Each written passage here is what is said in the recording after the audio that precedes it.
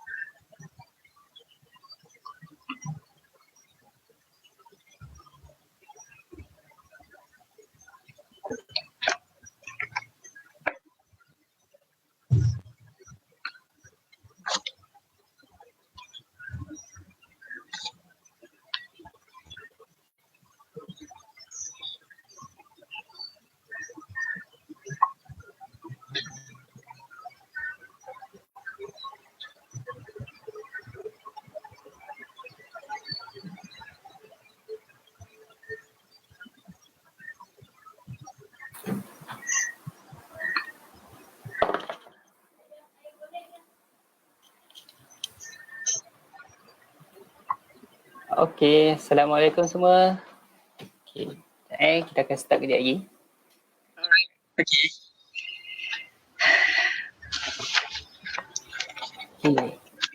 Ada apa lagi untuk kami?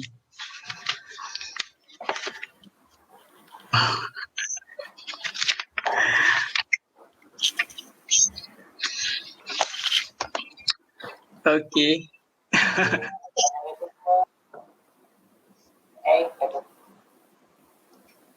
Oh, ada yang dah tanya awal-awal ni, ada tak buat cerapan tentang bintang Suraya?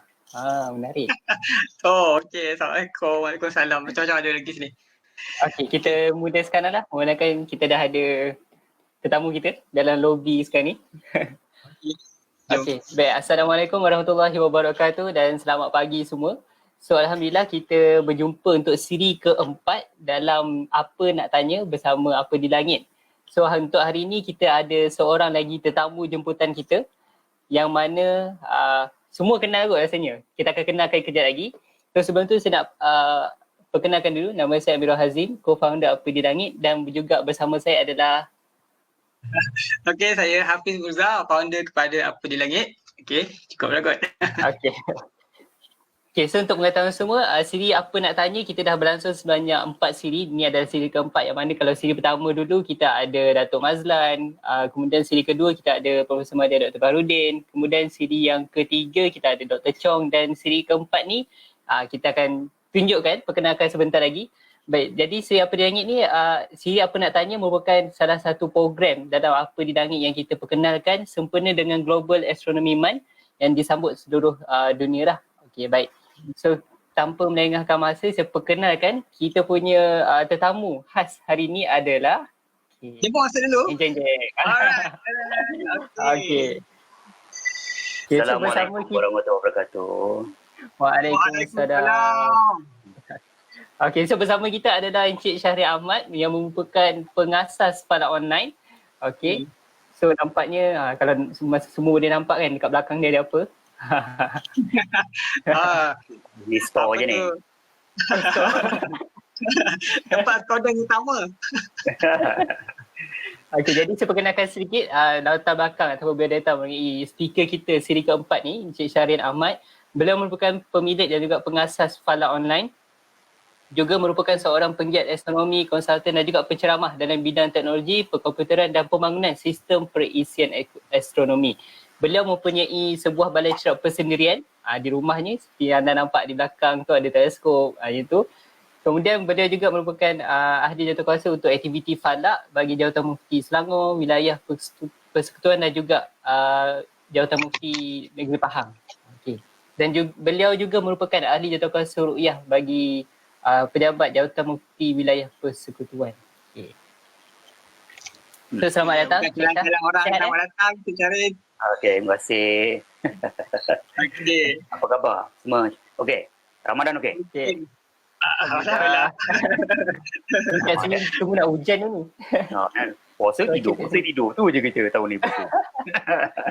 Tambah satu, Netflix. Rahsia. Okay, untuk hari ni kita punya tema kita adalah hoax ataupun berita palsu yang kita nak spesifikkan dalam astronomi, dan kita dah terima banyak soalan yang terima kasih pada anda yang telah ajukan soalan. Banyaklah soalan antara yang berkaitan hoax ada, berkaitan dengan teknologi ada, berkaitan dengan pendidikan pun ada.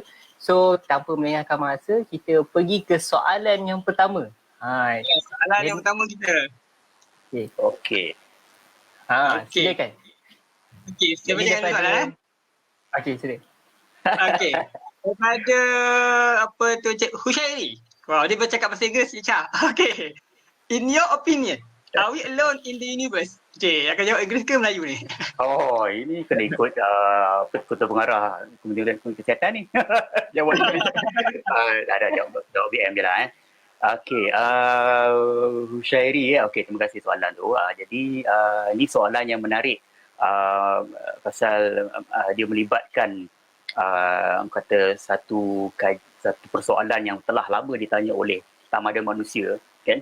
Bila kita tamada manusia ni daripada dulu tidak pernah melihat ke langit, tapi bila dah mula pandang ke langit, dah mula melihat, explore benda-benda kat langit, timbullah soalan-soalan macam ni kan. Adakah kita bersorangan dekat dalam alam semesta ni? Jawapan paling mudah saya boleh kata wallahu alam, tak boleh nak tahu pasal kita terperangkap dekat bumi. Nak tengok kat luar, kita hanya boleh menerima maklumat secara orang kata indirect punya maklumat kan. Macam ada katakan planet tu ada air ke, tak ada air ke kan. Jadi kita tahu asas sesuatu kehidupan tu dia perlukan air. Jadi apa yang saintis dan ahli astronomi sekarang yang sedang cuba menjejaki adalah planet ataupun dunia lah, kita panggil dunia yang ada air, unsur-unsur air. Dan air itu kena dalam bentuk cecair, dia tak boleh dalam bentuk pepejal atau apa tu, bentuk ais ataupun bentuk wap. Jadi apabila kata persoalan, dia tahu asas tu kena ada air. Jadi itu yang dia orang akan cuba target. Dan bila dia target, dulu yang kita ingatkan bumi ni satu-satunya tempat yang ada air. Air lah kan. Tapi bila kita kaji dalam sistem suria kita saja pun ada beberapa dunia lain. Lebih-lebih lagi bukan setakat dunia, bulan kepada planet lain. Seperti bulan planet Mushtari, planet Zuhal, Enceladus, Ganymede, Pluto pun ada unsur-unsur air dekat dia punya dunia tu sendiri. Okay? Tapi bila kita lihat air dekat sana tu dia tidak wujud di atas permukaan. Satu-satunya tempat di mana air boleh wujud dalam bentuk cecair di atas permukaan adalah bumi. Tempat lain tak ada, tak jumpa lagi. Dia sama ada bawah tanah ataupun dia jadi wap. Kalau komet pun ada air. Jadi begitu juga bila saintis mengeksplor ataupun mengkaji exoplanets, planet-planet yang mengorbit bintang lain. Jadi bila dia mencari orbit planet tu mengorbit bintang lain, dia akan cari planet yang orbit di dalam kawasan orbit di mana air boleh berpotensi wujud dalam bentuk cecair. Pasal dia point dia kat situ je, nak cari tempat yang ada air. Okay, jadi pemburuan tu berlaku sampai hari ini. Okay, jadi balik pada soalan tadi tu, adakah kita bersorangan di dunia, di alam semesta ni? Susah nak jawab lah, tapi secara peribadi tapi jangan viral kan pula Okay. Secara peribadinya saya rasa kalau kita nak mencari kehidupan dalam bentuk kuman-kuman ke kan, mungkin ada kot. Pasal kalau kita bayangkan dalam lautan kita, lautan dekat bumi kita yang tidak pernah kena cahaya matahari pun, dia orang dah jumpa haiwan lah kan, binatang ikan ke benda-benda kecil-kecil lah, okay? Di kawasan yang tidak pernah kena cahaya matahari. Jadi saintis berfikiran kalau begitu mungkin dekat kawasan, dekat bulan-bulan lain dekat sistem suria kita yang kita tahu dekat bawah permukaan tu ada air, mungkin ada benda-benda macam tu, kuman-kuman kan. Tapi adakah dia jenis makhluk yang yang sempurna macam manusia? Mungkin tak kot kan. Mungkin kalau kita WhatsApp kat dia tak akan balas WhatsApp kita. Okay? Jadi pasal dia mungkin kuman-kuman kan. Tapi wallahualam saya tak tahu pasal benda ni tidak ditemui setakat hari ni. Okay? Tapi kalau kita dapat jumpa benda-benda macam tu, dia merupakan satu sejarah lah. Sejarah dan bukti bahawa mungkin di alam semesta ni banyak benda-benda macam tu, benda-benda hidup. Tapi tak semestinya benda hidup tu adalah benda yang intelligent lah kan, intelligent. Kalau kita tengok dalam cerita-cerita tu intelligent lah kan, yang apa alien nak serang bumi ke apa, itu cerita kan. Tapi hakikatnya mungkin macam tu. Tapi wallahu alam kan. Tak tahulah, kita nak jawab pun tak tahulah kan. Pak Cik pun tak pernah pergi luar angkasa lagi. Betul. Okay, kan? Okey. Kita dah mula soalan pertama tentang alien dah ni, tentang UFO. Ada boleh. Jadi kita ada soalan tu kejap lagi. Kita save dulu. Okay, baik. Seterusnya kita pergi soalan yang kedua. Okey. Soalan yang kedua adalah daripada Encik Zainuddin. Soalannya, saya minat untuk melihat angkasa dan nak kongsikan bersama orang lain supaya dapat pengalaman walaupun kerana komitmen masing-masing. Jadi bagaimana kita boleh dapat ilmu asas dalam bidang astronomi ni lah mungkin maksud dia. Okey. Okey, kalau kita nak minat angkasa ni, macam dululah, macam zaman saya dulu kan. Okey, saya ni tak adalah muda sangat kan. Okay. Zaman-zaman dulu tu tahun 80, saya mula tahun 84. 80s lah. Okay. Tahun 80-an tu, zaman tu internet tak ada. Jadi macam mana nak meneruskan minat dalam bidang astronomi ni ketika itu. Okay. Masa tu zaman tu kita ada kedai buku lah. Kedai buku, surat khabar, TV1, TV2, TV3. Tu je maklumat yang kita ada. Jadi kalau nak dapat majalah daripada luar negara pun lambat nak sampai, 2-3 bulan baru dapat lambat sampai kan. Tapi disebabkan minat tu ada. Jadi saya buat daripada sudut pembacaan. Ketika itu pembacaan. Dan bila masuk tahun 90-an, internet dah mula orang kata 90 lebih lah, 94, 95 tu, bila internet dah mula boom sikit, baru orang kenal. Jadi ketika itu lambatkan maklumat dah mula sampai. Okay? Jadi maklumat tu dah jadi terlampau banyak. Jadi kita dah jadi overload dan kita akan sampai satu tahap kita dah confused. Benda ni betul ke tak betul. Okay? Jadi yang penting adalah kalau kita tolak ke tepi benda tu dulu, yang penting adalah untuk mula-mula kita minat ni, berdasarkan saya punya pengalaman dulu adalah kita kena ada satu tabiat untuk tengok ke langit. Perangai kita pandang ke langit je. Keluar rumah tengok langit. Masuk rumah tak boleh lah kan. Pandang keluar rumah tengok langit. Lepas tu tengok tu je. Kan? Lepas tu bila kita tengok benda tu, kadang-kadang kita tak tahu pun benda tu apa benda. Tapi kita mencatat kehadiran benda tu kat langit. Contohlah kan. Contohlah katakan orang tak pernah tengok benda kat langit. Tapi dia suka tengok langit. Lepas tu dia kata, semalam tu nampak lepas maghrib tu ada benda terang dekat sebelah matahari turun lah. Dia barat, timur, utara, selatan pun dia tak tahu kan. Dia tahu mana matahari turun. Okay. Dekat matahari turun tu ada benda terang. Lepas tu dia dah nampak 2-3 minggu sebelum ni. Okay. Jadi itu adalah satu sifat penting. Sifat yang kita perasan benda-benda kat langit. Macam tu saya sebut, kalau macam saya ceramah kat sekolah, saya kata, untuk jadi seorang ahli falak, ahli astronomer, dia kena jadi seorang yang perasan. Dia kena perasan benda, dia kena perasan, bukan perasan lain kan. Dia kena perasan benda-benda kat langit. Dia kena aware kan.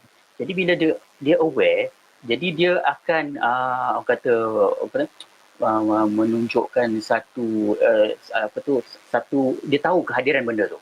Okay? Jadi bila dia dah tengok benda-benda kat langit tu, dia masuk level yang kedua. Okay, level yang kedua adalah level di mana dia kena kenal benda-benda kat langit. Jadi dia dah nampak. Dia tak pernah nampak. Lah. Macam inilah. Macam orang nak minat kucing. Dia tahu semua tu kucing. Tapi tak tahu ini kucing siam ke, kucing hutan ke. Itu dia kena belajar. Okay? Sama kes macam ilmu falak. Dia tahu tu semua bintang. Padahal tak semua bintang. Mungkin ada planet, mungkin ada satelit. Jadi sekarang ni step yang kedua adalah dia kena belajar benda-benda kat langit. Kenal. Yang maknanya contoh, yang terang tadi tu bukan bintang. Pasal dia duduk steady je kat situ 3 bulan. Bintang lain semua bergerak. Rupanya itu planet. Planet apa? Dia study lagi. Dia baca-baca. Rupanya planet yang paling terang kat langit adalah planet Venus. Yang lain tak seterang dia tu. Jadi dia dah tahu planet Venus. Kemudian dia tengok pula bintang-bintang lain, buruj, bentuk formasi constellation. Jadi buruj ni penting juga. Buruj, contoh buruj Orion, buruj Canis Major, yang kita tahulah Orion, berlantik, buruj Biduk, buruj Ari, buruj Scorpio, yang kita belajar kat sekolah 4 tu saja kan. Padahal dekat langit tu ada 88 buruj kan. Jadi maknanya kita kita kenal selain daripada 4 tu ada banyak lagi buruj yang ada. Kita kenal satu persatu. Tak hafal pun tak apa, asalkan kita boleh cam. Oh, Orion bentuk dia macam gini. Sebelah Orion tu ada bintang terang, bintang tu nama dia Sirius. Sebelah kanan dia ada pula bintang yang ada banyak-banyak bintang kat keliling dia. Oh, itu buruj Taurus yang ada gugusan bintang. Okay? Jadi maknanya dia slow step by step dia kenal buruj. Dan bila dia dah kenal buruj, dia kenal pula nama-nama bintang. Oh, itu nama dia bintang Raja, bintang Betelgeuse, bintang Aldebaran, Antares. Suraya. Suraya kan. Okay. Sekejap lagi kita jawab benda tu. Okay. Jadi benda tu kita berkenalan dengan benda tu, barulah kita akan dapat rasa nikmatnya kita belajar benda-benda kat langit. Kan dia punya orang kata zoom dia tu ada kat situ. Dia shock dia kat situ kan. Okay. Bila dah macam tu, kita akan masuk step yang seterusnya adalah kita kena beli peralatan lah. Teropong kecil, besar, binocular, tak kisahlah kan. Untuk explore lebih lagi. Maknanya dengan mata kita nampak setakat macam tu je. Lepas tu kita nak tengok lebih sikit lagi. Okay, kita kena ada investment sikit, terpaksa beli barang-barang macam ni. Okay? Kena ingat, kalau kita belajar, kalau kita tengok gambar dekat internet, dengan kita tengok gambar dalam teleskop, lain keadaan dia. Okay? Di internet, gambar dia memang cantik. Gambar dia akan terang-terang berkala-kala semua-semua dengan gambar. Lebih-lebih lagi kalau gambar daripada Hubble teleskop kan, Hubble Space Telescope, berwarna-warni. Jadi, bila kita tengok dalam teleskop, hakikat dia lain. Cahaya dia tu tidak berwarna-warni macam tu. Sebab dalam teleskop, apa yang nampak dalam teleskop adalah mata kita. Okay? Apa yang dilihat dalam gambar dekat internet adalah dirakam oleh kamera yang nampak. Okay? Jadi dia berbeza, dua benda yang berbeza. Okay? Tapi tak apalah, bukan nak kata yang ni elok, tak elok, tak apa. Dua-dua tu elok. Okay? Jadi kita kena faham hakikat perangai macam mana keadaan benda tu kita tengok kat langit, dan macam mana perangai benda tu bergerak kat langit. Itu lagi satu. Macam mana pergerakan benda kat langit. Contoh bintang tu bergerak kiri kanan, timur barat. Tapi planet tu pun bergerak dekat celah-celah bintang. Okay. Lepas tu macam mana perbezaan pergerakan meteor dengan komet. Selalu orang confuse. Meteor, komet, asteroid. Kan? Yang macam semalam asteroid yang lintas bumi tu. Lepas tu ada pula gambar dekat Twitter ni, ditunjuk gambar benda tu terang. Itu punya gambar ISS. Dia kata gambar tu asteroid. Dia ambil daripada phone je. Jadi guna phone je kan. Tapi nasib dia bukan orang Malaysia. Orang Malaysia tak ada lah. Ini luar negara lah. Okay? Tapi yang menarik itu adalah dia tahu perangai sifat-sifat benda tu kat langit. Macam mana pergerakan dia. Okay? Jadi bila dah macam tu, kita join community. Join community kalau ada aktiviti, kalau istilah dia panggil star party lah, tapi bukan berparti-parti. Star party tu maksudnya adalah gathering peminat-peminat astronomi, masing-masing bawa teleskop ataupun tak ada teleskop pun datang join. Kita pergi kat tempat yang gelap, teropong langit kan. Kita berkongsi pendapat, kongsi idea kan. Jadi itu adalah satu situasi yang bagus. Mungkin sekarang ni susah sikit lah kan, gambar-gambar COVID ni mungkin kena berubah sikit cara dia kan. Tapi zaman dulu macam tu. Dan satu lagi, kita kena masuk community online. Bukan masuk yang fana online itu satu lah kan. Okay? Tapi masuk community online ni adalah forum-forum perbincangan astronomi dekat online. Dan forum-forum perbincangan ni adalah macam yang kita kena register guna email. Forum tu adalah khas untuk perbincangan pasal astronomi je. Okay? Dan majoritinya memang daripada luar negara lah. English lah kan. Okay? Ada juga yang Thailand memang aktif dia punya forum tu. Tapi Thailand lah, kita tak faham. Kena Google Translate.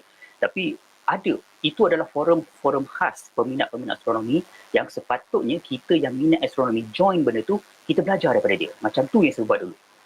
Belajar daripada orang tu. Tak faham tak apa. Yang penting bagi saya punya cara adalah tak faham tak apa. Kita boleh faham kemudian. Tapi kita kena biasakan istilah-istilah tu. Pernah dengar, ni pernah dengar. Ni apa benda.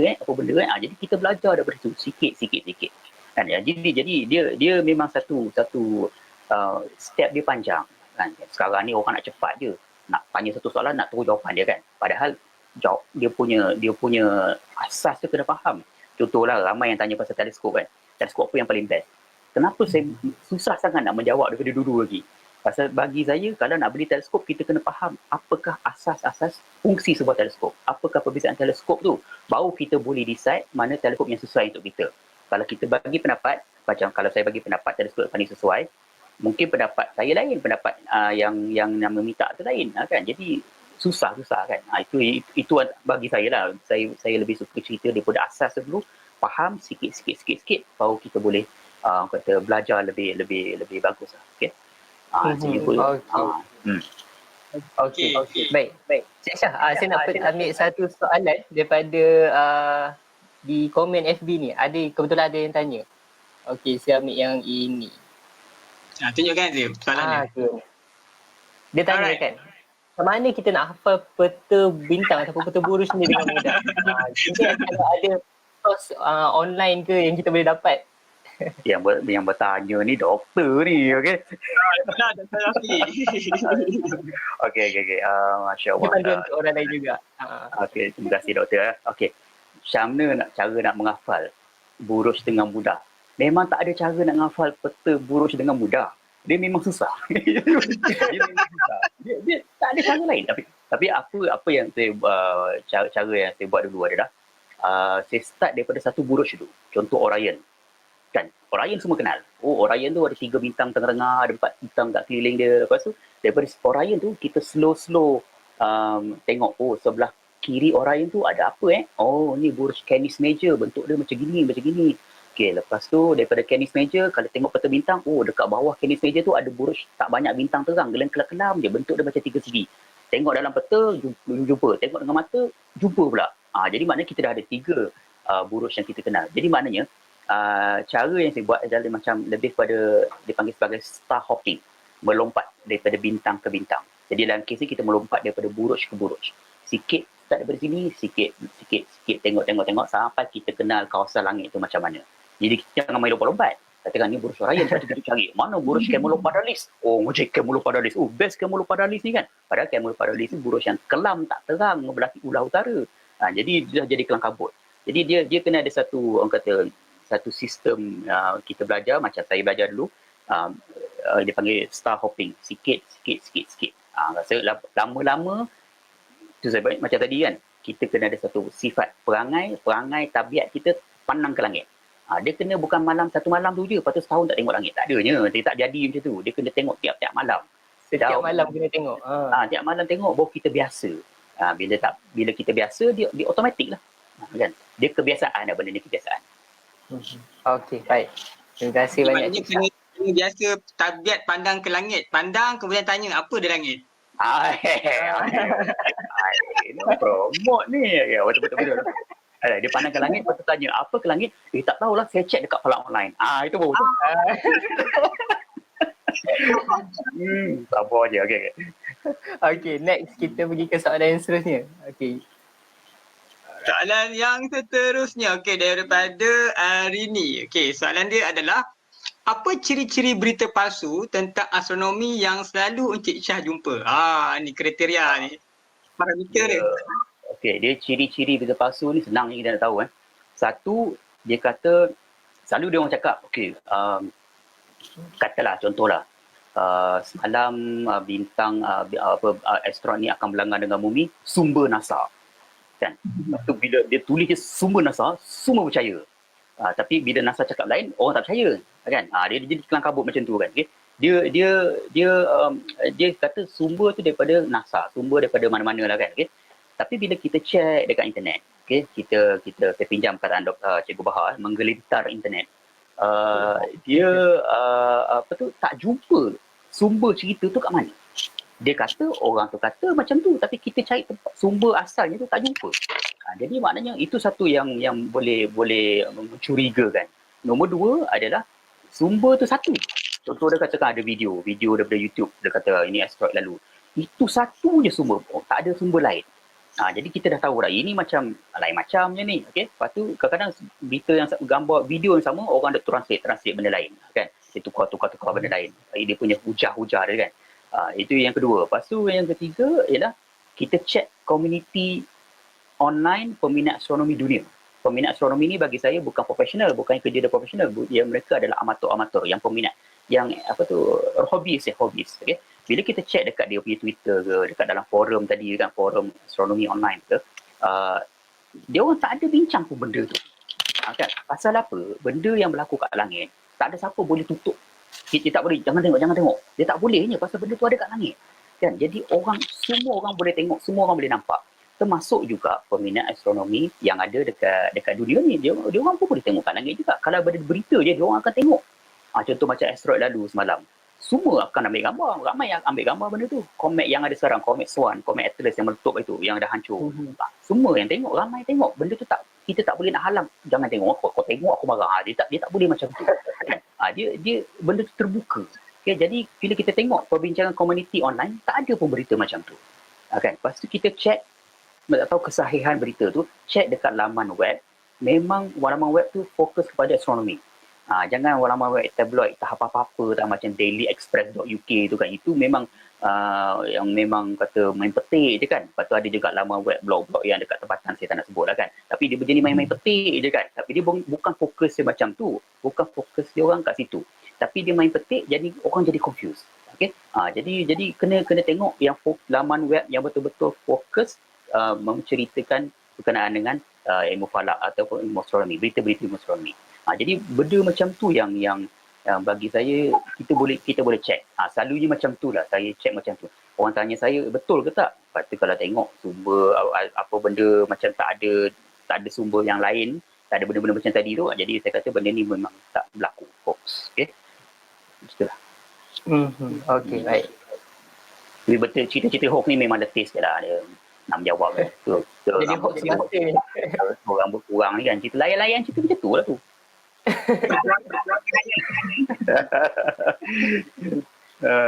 Okey, baik. Soalan yang seterusnya daripada Miza.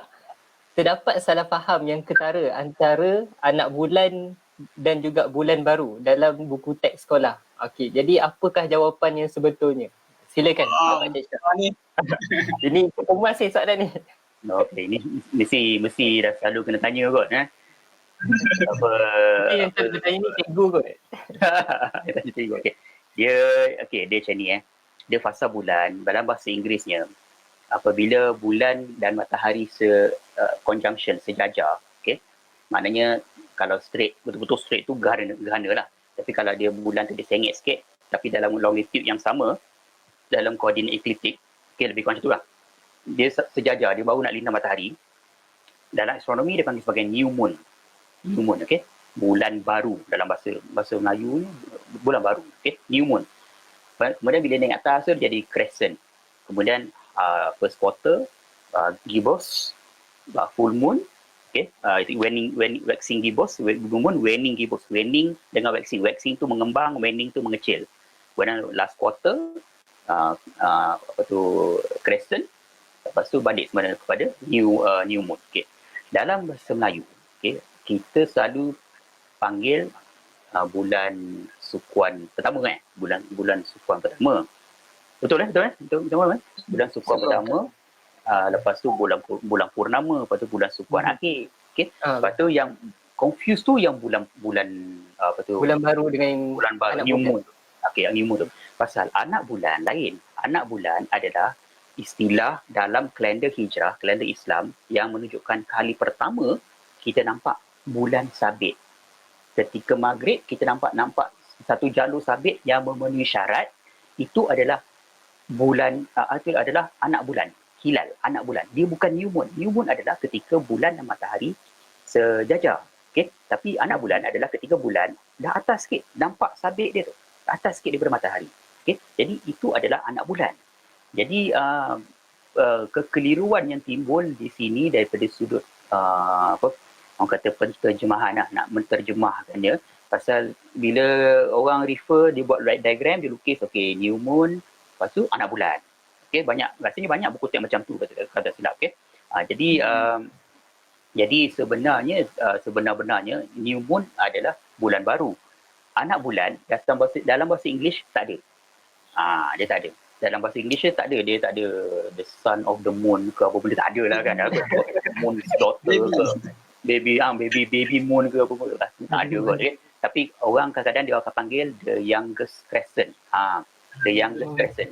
Bulan sabit yang paling muda. Pasal dia orang pun ramai yang peminat astronomi yang lain dunia ni. Dia suka mencari the youngest crescent. Dia kata, dia ni depannya the youngest crescent. Bagi dia orang bukan anak bulan. Okay? tapi dia nak cuba ambil gambar benda tu. Okay? Istilah yang tidak rasmi dia panggil youngest crescent. Tapi kalau bahasa Englishnya anak bulan tak ada dia punya istilah dia. Rasanya tak ada, insyaAllah. Rasanya tak ada lah. Jadi berbalik kepada soalan dalam buku teks tu, nak jawab apa kalau nak jawablah apa yang dalam buku teks tu cakap. Itu adalah skema jawapan dalam buku teks, kena ikut. Okay? Skema jawapan saya punya penerangan, saya punya pemahaman adalah macam ini. Tapi kalau nak jawab skema pemakahan untuk buku teks sains, ikut dalam buku teks tu. Selagi dia tak ubah, ikut je lah walaupun salah. Tapi komplain kat dia orang lah. Cakap kat dia orang ni salah ni. Kenapa? Bila nak tukar? Kan? Dia kena beritahu lah kan. Kita kena tegur dia orang ni. Pasal kadang-kadang dia akan menyebabkan confuse macam gini lah. Pernah dulu rasanya kita pernah buat. Tak tahu lah Azim pernah ingat kita buat quiz Quiz ke apa benda tak? Adalah dia orang lukis. Tak ingat lah, saya ingat dulu lah kan. Ada orang lukis UPSR punya soalan ke? Oh bukan, dekat Facebook. Orang ada post kan. UPSR punya soalan. Saya ingat bila 2-3 tahun lepas kot. Bulan new moon apa benda semua kan. Jadi confuse kat situ lah kan. Jadi memang saya cadangkan, saya harapkan lah kalau boleh DBP kan, Dewan Bahasa ke apa ke. Dia bekerjasama dengan Kementerian Pendidikan. Kalau boleh kita orang kata bagi susun cantik lagi lah dia punya istilah kan. Pasal astronomi ni berkembang.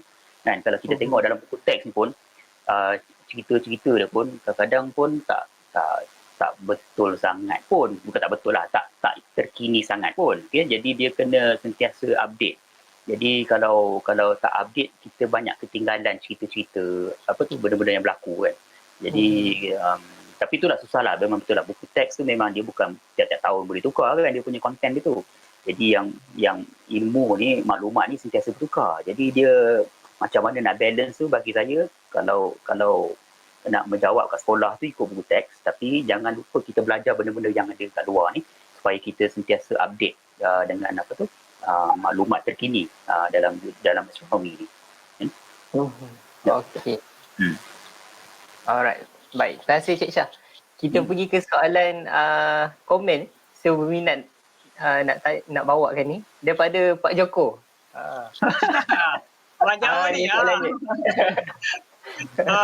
Pak Joko menanyakan, nak tanya sikit, apa pandangan Tuan, Cik Syah, bahawa di Malaysia kita perlu lebih ramai lagi kalangan peminat dan juga penggiat astronomi. Mungkin di sini kita boleh definisikan sebagai peminat atau penggiat astronomi amatur berbanding ahli astronomi profesional tu sendiri. Okey, bagaimana pendapat Cik Syah? Kita perlu lebih ramai ke tak? Okey, dia okey, rasanya untuk meramaikan lagi peminat astronomi amatur elok, bagus. Sebab lagi ramai kita ada komuniti peminat astronomi amatur. Okey. Dia kena ingat amatur dengan profesional dia adalah dua orang kata dua mazhab lah, dua komuniti yang berlainan lah. Profesional ni memang tu kerja profesional, dia kaji benda kat langit. Kena ingat ahli profesional ahli astronomi profesional, kerja dia bukan tiap-tiap hari pandang seluruh langit. Dia macam dia kaji kalau satu bintang tu, dia akan kaji bintang tu berbelas-belas tahun dekat bintang tu saja. Satu benda tu je. Okay. Kalau amatur ni dia suka-suka, dia happy. Lawa lah langit. Ambil gambar tu ekor ada meteor lah. Dia raga-raga cari. Okay. Tapi amatur ni kelebihan dia adalah dia aware lebih banyak apa yang berlaku dekat langit, okay, berbanding dengan profesional. Okay. Bila dia aware, lagi ramai amatur dekat Malaysia, lagi ramai pandang ke langit. Bila dia pandang, lagi ramai pandang ke langit, lagi ramai yang akan perasan apakah yang sedang berlaku kat langit. Contohnya mungkin ada tiba-tiba ada komet baru, contohlah kan. Ni semalam ada meteor berdentum, pukul 3 pagi ada bunyi kuat kan. Lepas tu orang kata meteor, padahal benda tu guruh, contohlah kan. Okay. Bila maklumat tu ramai, bila ada benda yang fenomena tu menarik perhatian yang memerlukan kajian lebih mendalam, benda tu akan sepatutnya seeloknya dikongsi bersama dengan ahli profesional yang mengkaji benda tu lebih mendalam. Kan? Jadi maknanya ada satu orang kata kolaborasi yang cantik lah di antara profesional dengan amatur, yang mana saya lihat kan dekat Malaysia ni masih kurang dia punya benda macam tu. Kolaborasi antara astronomi dengan amatur dengan profesional masih lagi kurang. Kan? Jadi kalau boleh dipercantikkan. Sebab apa? Kalau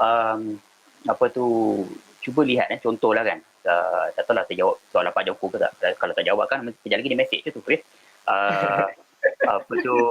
Kalau di Australia, saya suka bagi contoh ni. Australia dengan New Zealand dia ada 5 orang, 5 ke 4 orang, tak silap 5 orang peminat astronomi amatur, masing-masing ada balai cerap masing-masing. 3 dekat Australia, 2 orang dekat New Zealand. Kerja dia orang adalah dia ambil gambar langit, ambil gambar galaksi kat langit. Sekejap je, galaksi ni dia ambil 30 second, dia simpan gambar. Lepas tu galaksi ni tiap-tiap malam. Kemudian ada seorang daripada 5 orang tu, dia kerja dia proses gambar. Pasal apa? Dia nak cari supernova, bintang yang meletup dekat galaksi tu. Tiap-tiap malam. Lepas tu apa yang berlaku adalah dalam berbelas tahun dia orang dah buat benda tu. Dia dah jumpa berpuluh-puluh, tak ingat lah berpuluh ke berbelas supernova yang dia orang jumpa. Yang menarik tu adalah bila maklumat tu dia orang jumpa, dia kongsikan maklumat tu, galaksi apa, koordinat apa, berapa kecerahan supernova tu, tarikh bila, pukul berapa, alat apa yang dia guna. Kepada ada satu saya tak ingat lah, satu balai cerap dekat Europe kot yang mengkaji pasal supernova. Dia buat collaboration. Jadi yang dekat balai cerap tu, profesional tu, dia orang ahli profesional tu kata, ada supernova, betul lah. Dia orang pun halakan teleskop dia orang tu, pergi ke supernova tu, dia buat kajian susulan. Kemudian apa yang berlaku ialah daripada kajian susulan tu dia akan keluar paper, jurnal ke apa benda. Dalam jurnal tu nama peminat amateur tu pun sekali dimasukkan sebagai sebagai satu kredit bahawa yang menemuinya adalah dia orang. Tapi yang buat kajian tu yang profesional lah, doktor-doktor sebenarnya kan. Jadi maknanya satu collaboration yang cantik. Jadi kalau kita boleh buat dekat benda macam tu dekat Malaysia, amat cantik. Pasal benda tu bila dah macam tu dia akan berkembang lagi ramai. Ilmu ni akan berkembang, bukan setakat stagnan je. Masalahnya kita takut kita berada pada kata satu tahap selesa. Kita malas nak belajar lebih. Itu yang takut, yang merugikan kita lah. Kita dah rasa selesa lah, okey cukup lah nampak bintang, okey lah nak belajar apa lagi kan. Bila kita dah faham benda macam tu lah yang kita tak akan belajar benda lain. Jadi kalau boleh biarlah kita ada lebih sikit, kita ubah sikit cara kita belajar ni ataupun cara kita berkolaborasi ni.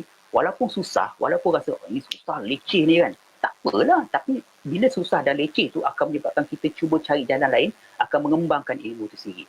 Jadi itu yang saya rasa kalau boleh kita tak boleh halang. Pak Joko tanya kan, adakah kita perlu lebih ramai? Memang kena ramai. Nak halang pun tak boleh kan, kita kena ramai. Dan bila bila ramai ahli astronomi amatur dan peminat ni, seeloknya biar kita raikan bersama-sama. Jangan kata ahli amatur saya pernah dengar lah kan, ada orang sebut lah kan, saya tak nak tak cakap siapa lah kan, saya dengar tu sendiri kata dia ni amatur ni kerja dia suka-suka ambil gambar je. Saya masa tu hati saya terasa kan. Memang sabar. Kan?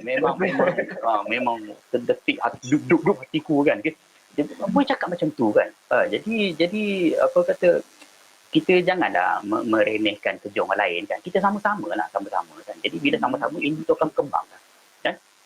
Pak Joko, jangan WhatsApp saya Okey, baik. Terima kasih Cik Syah. Okey, kita pergi ke soalan seterusnya. Alright, okay. Soalan daripada Pandora. Soalan ni menarik. Sebab nama dia pun bunyi macam soalan dia. Nama dia. Science fiction boleh membawa kepada salah tafsir kepada ilmu astronomi dan angkasa seperti Star Wars, Star Trek, Martian, Interstellar, Guardian of the Galaxy, Alien dan lain-lain. Wow, kalau boleh dia nak tulis semua kot. Pandora ini macam planet Pandora ni, cerita apa benda cerita tu? Cerita alien warna biru. Tak ingat lah. Okey, macam ni. Terus terang bila saya minat astronomi dulu tahun 80-an tu, mula minat tu ada daripada cerita science fiction. Masa tu cerita yang science fiction yang ada kat TV yang saya ingat, yang saya tengok, Battlestar Galactica, Space 1999, lepas tu Buck Rogers. Ni siapa yang level-level pakcik macam aku ni tahulah cerita-cerita macam tu, okey. Itu cerita-cerita lama tu.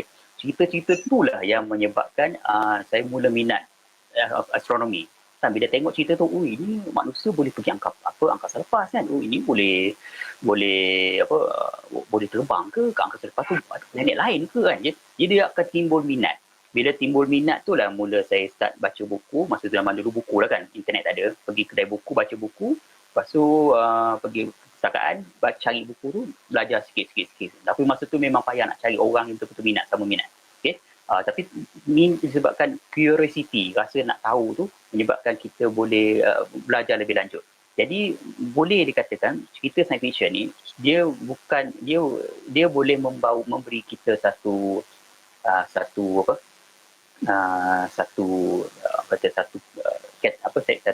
benda lah yang boleh menyebabkan kita rasa terdetik untuk belajar. Okey. Tapi adakah ia boleh membawa salah tafsir pada ilmu astronomi? Mungkin juga. Tapi selalunya orang akan salah tafsir tu disebabkan orang tak faham berkenaan dengan hakikat alam semesta berbanding dengan cerita tu. Kan? Contoh kan dekat angkasa lepas, kita tak ada udara. Jadi dia tak ada molekul udara yang boleh membawa bunyi. Tapi bila tengok cerita-cerita macam ni, semua ada bunyi, klepang, tembak laser bunyi kan. tapi bayangkan kalau cerita Star Wars, bila dia tembak kapal angkasa tu tapi tak ada bunyi. Best.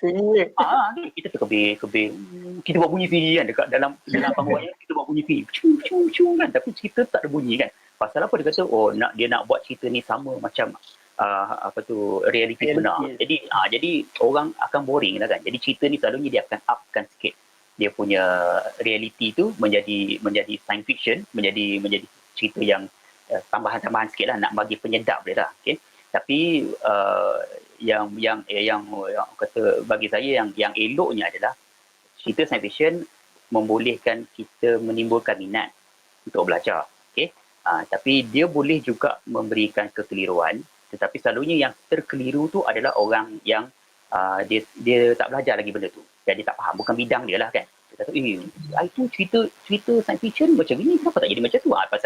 Pasal mungkin dia tak belajar benda tu kan. Okay? Tapi yelah, benda tu kita bagi saya antara banyak cerita kat sini kan, Star Wars, Star Trek, Martian, Interstellar, Guardian of Galaxy. Okay, bagi saya antara banyak cerita yang kita senarai ni, cerita Martian tu lah yang rasanya hampir paling accurate. Dia cuba buat keadaan dekat planet Mars. Kata saya cerita Martian ni yang cerita tu kan, Matt Damon kan? Jadi itulah paling hampir accurate lah berdasarkan situasi sebenar dekat planet Mars. Berdasarkan apa yang pembacaan yang kita baca kan, dia hantar probe dekat sana, dia kaji kan. Jadi dia translatekan benda tu dalam bentuk cerita tu hampir accurate macam tu.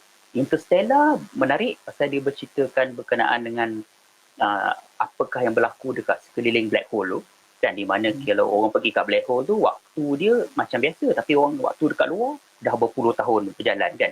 Jadi itu adalah theory of relativity kalau tak silap. Okay? Jadi itu benda tu dia cerita, dia menerangkan tu dalam bentuk visual, dalam bentuk cerita. Menarik tu. Lalu kita baca, tapi bila tengok dalam cerita tu, tengok bila dia naik balik kat kapal angkasa kan, dia jumpa yang kawan dia seorang lagi tu kan, dah tua kan. Lepas tu kita tengok memang macam gini kot dia akan jadi kan. Jadi dia dapat menarik dia punya dia punya perhatian kita. Cuma bug robot dia tu yang boleh tu, itu lain lah kan, itu cerita dia lah kan, fiction dia lah. Tapi yang macam lain, Star Wars, Star Trek tu, Star Wars tu memang fantasy lah, fantasy dark cerita dia kan. Tapi Star Wars yang last kali memang tak best lah. Rasa Star Wars mengecewakan. Okey tak apa. Tapi kalau ada tengok review tu hujung tu. kalau tengok kartun The Clone Wars sekarang season 7 memang best. Pergi tengok. Clone Wars okey. Memang dia cerita tu dia linkkan dengan Revenge of the Sith. Jangan main-main nak pun hantu Star Wars ni okey. Ada itu cerita lain. Okay. Star Trek dia fantasy jugalah pasal dia banyak dia jumpa alien, banyak sangat alien kan, jadi menjadi fantasy pula kot. Yang Guardian of the Galaxy tu memang cerita komik lah tu. Okay? Alien yang dia pasal alien tu, pasal makhluk lain Wallahu alam lah. Itulah balik pada soalan yang tadi Mumun tanyakan, adakah kita berseorangan kan. Tapi tak tahulah sama ada tak makhluk yang seganas macam tu ke, kita pun tak tahu kan. susah nak cakap lah. Itulah dia. Okey. Lebih lama pula dengan Predator. Dia lawan dengan Predator, lawan kat bumi tu. Lain dah. Tapi tengok juga cerita tu. Okey, baik. Terima kasih banyak Cecha. Soalan yang seterusnya daripada Pandora juga. Mungkin mungkin ada sebahagian yang terjawab kot daripada soalan jawapan Cik Syah tadi. Cuma soalannya kat sini, bagaimana cara terbaik untuk imbangi antara salah faham tentang science fiction dengan realiti ilmu astronomi dan angkasa? Pada masa sama tidak mahu membantutkan minat orang ramai dalam bidang astronomi. Okay. Dia nak imbang tu ialah bila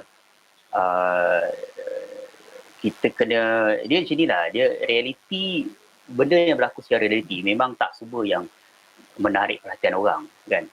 Contohlah macam asteroid yang lalu semalam kan, orang kata kenapa tak nampak kan. Lepas tu saya kata memang tak nampak, kena guna teropong. Lepas tu dia punya pencerahannya kelam je. Ayat-ayat saya tu memang kalau baca pun tak best lah kan, tapi realiti dia memang realiti dia macam tu. Tapi kita bila kita cerita, kita tambahkan, kita dalam apa yang berlaku secara realiti tu, kita bagi satu persoalan balik, kita bagi orang berfikir balik. Kita tanya, okey, walaupun dia kecil, itu adalah sebuah asteroid yang 2 km saiz dan dia bergerak 16 kali ganda lagi jauh daripada bulan, hampir dekat bumi, lalu dekat seberang jalan, contoh macam tu lah kan. Jadi bila macam tu, kita imbangikan cerita realiti yang memboringkan, okay, dengan persoalan yang boleh menimbulkan minat. Kan. Jadi bila kita buat macam tu, kita akan menyebabkan orang akan meminati sains tu sendiri, kan, ilmu secara yang sebenarnya macam tu, okey.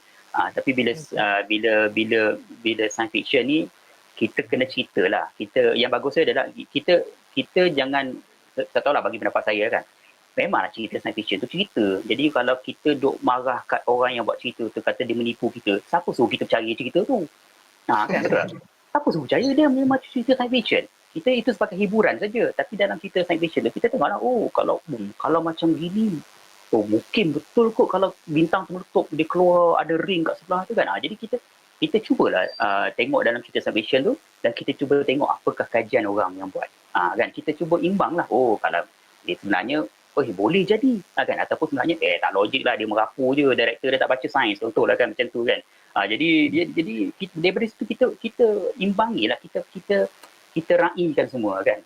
Kita dah tahu benda tu berlaku, siapa suruh percaya, tapi kita ambilkan hiburan itu dan kita cuba belajarkan daripada sudut fakta sains, betul ke tak, kan, siapa yang kaji benda tu, macam mana kalau keadaan sebenarnya macam mana kan. Jadi kita raikan semua. Itu pendapat saya dah. Okay. Jangan marah tak? Okey, baik. Kita meraihkan pendapat. Kena kat aku balik. Okey. Imbang. Kita menyimbang. Okey, baik. Cik Syah, terima kasih. Kita ke soalan seterusnya. Silakan. Daripada Cik Muhammad Alip bin Maris.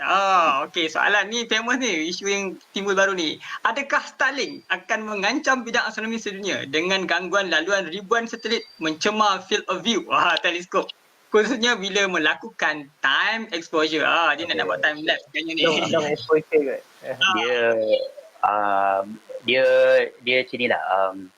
Kalau kita suka ambil gambar satelit Starlink melintasi tu, memang cantik lah kan, dia berjalur-jalur kan, okay? Tapi bagi orang yang nak cuba rakam benda yang dekat langit, contohnya nebula kan, contohnya kat Orion Nebula, dia ambil gambar Orion Nebula ni, tapi nak ambil gambar Orion Nebula dengan bentuk yang cantik, dia kena ambil berjam-jam kan, 1 jam 2 jam. Lepas tu dalam masa sejam 2 jam tu, tiba-tiba ada benda berjalur masuk kan. Jadi frame yang dia ambil gambar tu dah tak boleh nak pakai pasal ada lintasan Starlink kan, okay? Jadi dia sebenarnya lintasan satelit ni memang dah berlaku daripada dulu lagi. Banyak gambar-gambar yang saya pernah rakam ni pun kadang-kadang ada je garisan-garisan satelit yang kelam-kelam lah, yang tak popular lah kan. Memang ada. Cuma isu dia sekarang bila Starlink ni dilancarkan, jumlah dia jadi banyak. Dia kalau tak ada berapa ribu, 12,000 dia kata dia nak launch kan. 12,000. Sekarang dia dah baru launch berapa ratus ni kan. Tak ingat. Baru sikit. Belum sampai yang maksimum tu. Dan bila dilancarkan, cahaya dia tu lagi terang daripada satelit yang kelam-kelam tu. Jadi memang dia akan mengganggu peminat-peminat astronomi yang nak cuba ambil gambar. Okay? Jadi itu ada satu isu yang besar dalam komuniti astronomi sekarang ni. Macam ramai profesional astronomer pun dia tak setuju. Dia katakan memang benda ni mengganggu kerja dia orang. Okay? Yang peminat astronomi yang nak layan ambil gambar ni itu biasalah kan. Tapi yang profesional ni, bayangkan ada sebuah balai cerap. Nama baru dia saya ingat nama menyebut dia. Nama lama dia LSST, Large Synoptic Survey Telescope dekat Chile, kepunyaan US ni kalau tak silap. Teleskop tu sebenarnya dia adalah sebuah teleskop yang akan merakam seluruh langit daripada utara, selatan, timur, barat, okay, seluruh langit lengkap dalam masa 3 malam. Maknanya dalam masa 3 malam dia akan ambil gambar, ambil gambar. Lepas tu dia akan ulang balik 3 malam selama 10 tahun. Jadi maklumat tu, gambar-gambar tu dia akan dimasukkan ke internet. Orang boleh buat kajian gambar, katakan orang nak mengkaji dekat kawasan langit yang ni saja. Okay? Dia boleh download gambar tu, dia akan buat kajian gambar tu selama 10 tahun yang datang kan. Jadi dia kata kalau macam bayangkan kalau dia rata-rata yang ambil tu tiba-tiba banyak pula lintasan Starlink kat situ. Bersepah-sepah line kat situ. Jadi maknanya data yang dirakam, gambar yang dirakam itu tidak dinilai lah. Telah dapat diganggu oleh benda-benda macam tu. Jadi itu isu yang besar. Dia kata dia akan efek lebih berapa puluh % daripada sepatutnya kerja-kerja sains yang dia boleh buat. Balai cerap ni dia akan mula dia start buat kerja tahun 2022 tak silap. Tak lama lagi dah. Tapi Starlink ni Elon Musk ni dah mula kacau, dia pergi dah launch. Jadi memang itu antara isu yang besar. Dia orang akan mengganggu lah kan. Jadi yang Elon Musk ni kata, hari tu dia kata apa, dia nak cat dia punya Starlink tu warna hitam tak silap lah. Dia kata setelah itu dia kata less reflective orang kata kan. Tapi bila dia hantar yang baru ni, kalau tak silap yang gelap sikit kot, pun terang juga. Yang itu tengok minggu lepas kan, terang menerang ni kan. Okay? Jadi itulah isu besar lah. Itulah masalahnya kan bila kapitalis kan menguasai dunia. Maksud seperti itu. Elon Musk dia orang bisnes dia kan. Dia nak lancar Starlink tu untuk buat internet, global internet kan. Dia dapat masuk duit kat dia kan. Dia peduli apa orang lain. Tapi itulah bila masalah dia macam tu lah kan. Jadi itu yang penting tu, komuniti astronomi ataupun komuniti peminat langit. Bukan astronomi sajalah, komuniti yang suka nature, alam ni kan. Dia kena betul-betul kuat, kena bergabung kuat, kena bagi pressure kat dia. Kata kat dia, kalau dia buat macam tu lagi, kita tak akan langgan dia punya internet, contohlah kan. Jadi benda-benda macam tu kena tu lah. Tapi nampak gayanya dalam keadaan zaman sekarang ni susah lah. Sains diketepikan. Dia sains, isu-isu sains ni macam dia tolak ke tepi, ekonomi tu lebih diutamakan kan. Jadi kelang kabut macam tu lah kan. Tapi kita tak boleh yang kata give up kan. Kita kena teruskan pressure kita lah. Lebih kurang macam tu lah. Okay. Okey, baik. Terima kasih banyak Cik Syah. Perkongsian daripada Muhammad Syafiq. Sekarang SpaceX dah lancang 420 satelit Starlink. Baru-baru lah tu. 420 upcoming nanti sampai beribu-ribu nanti tu. Maksimum 12,000 tak silap kan. Ada 12,000 kot. Kalau buat long exposure nanti boleh nampak macam kain pelikat.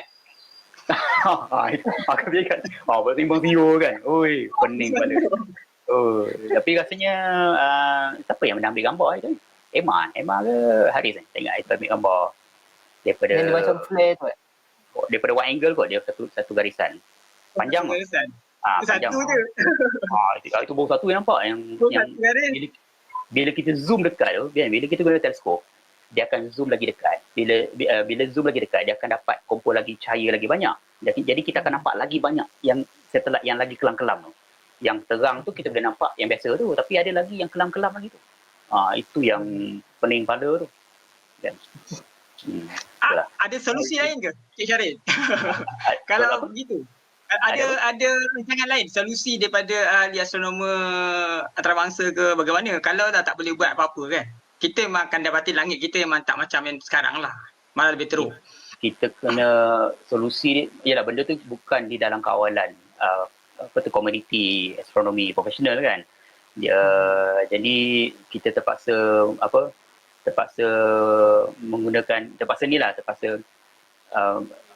membiasakan the new normal. Membahasakan new normal. Maknanya dia orang kena cari jalan lain lah. Macam mana dia nak mengkaji langit sambil mengelak satelit-satelit Starlink punya gambar dalam tu. Kan. Tapi memang dia efek banyak tau kalau baca dekat isu-isu macam ni kan, especially daripada Badan Cerap Dunia ni yang ni dia kata memang mengganggu kerja dia orang. Dia bukan setakat dia bukan menutup terus peluang, tak ada, tapi dia kacau. Dia macam lalat dah. Lalat. Macam tu.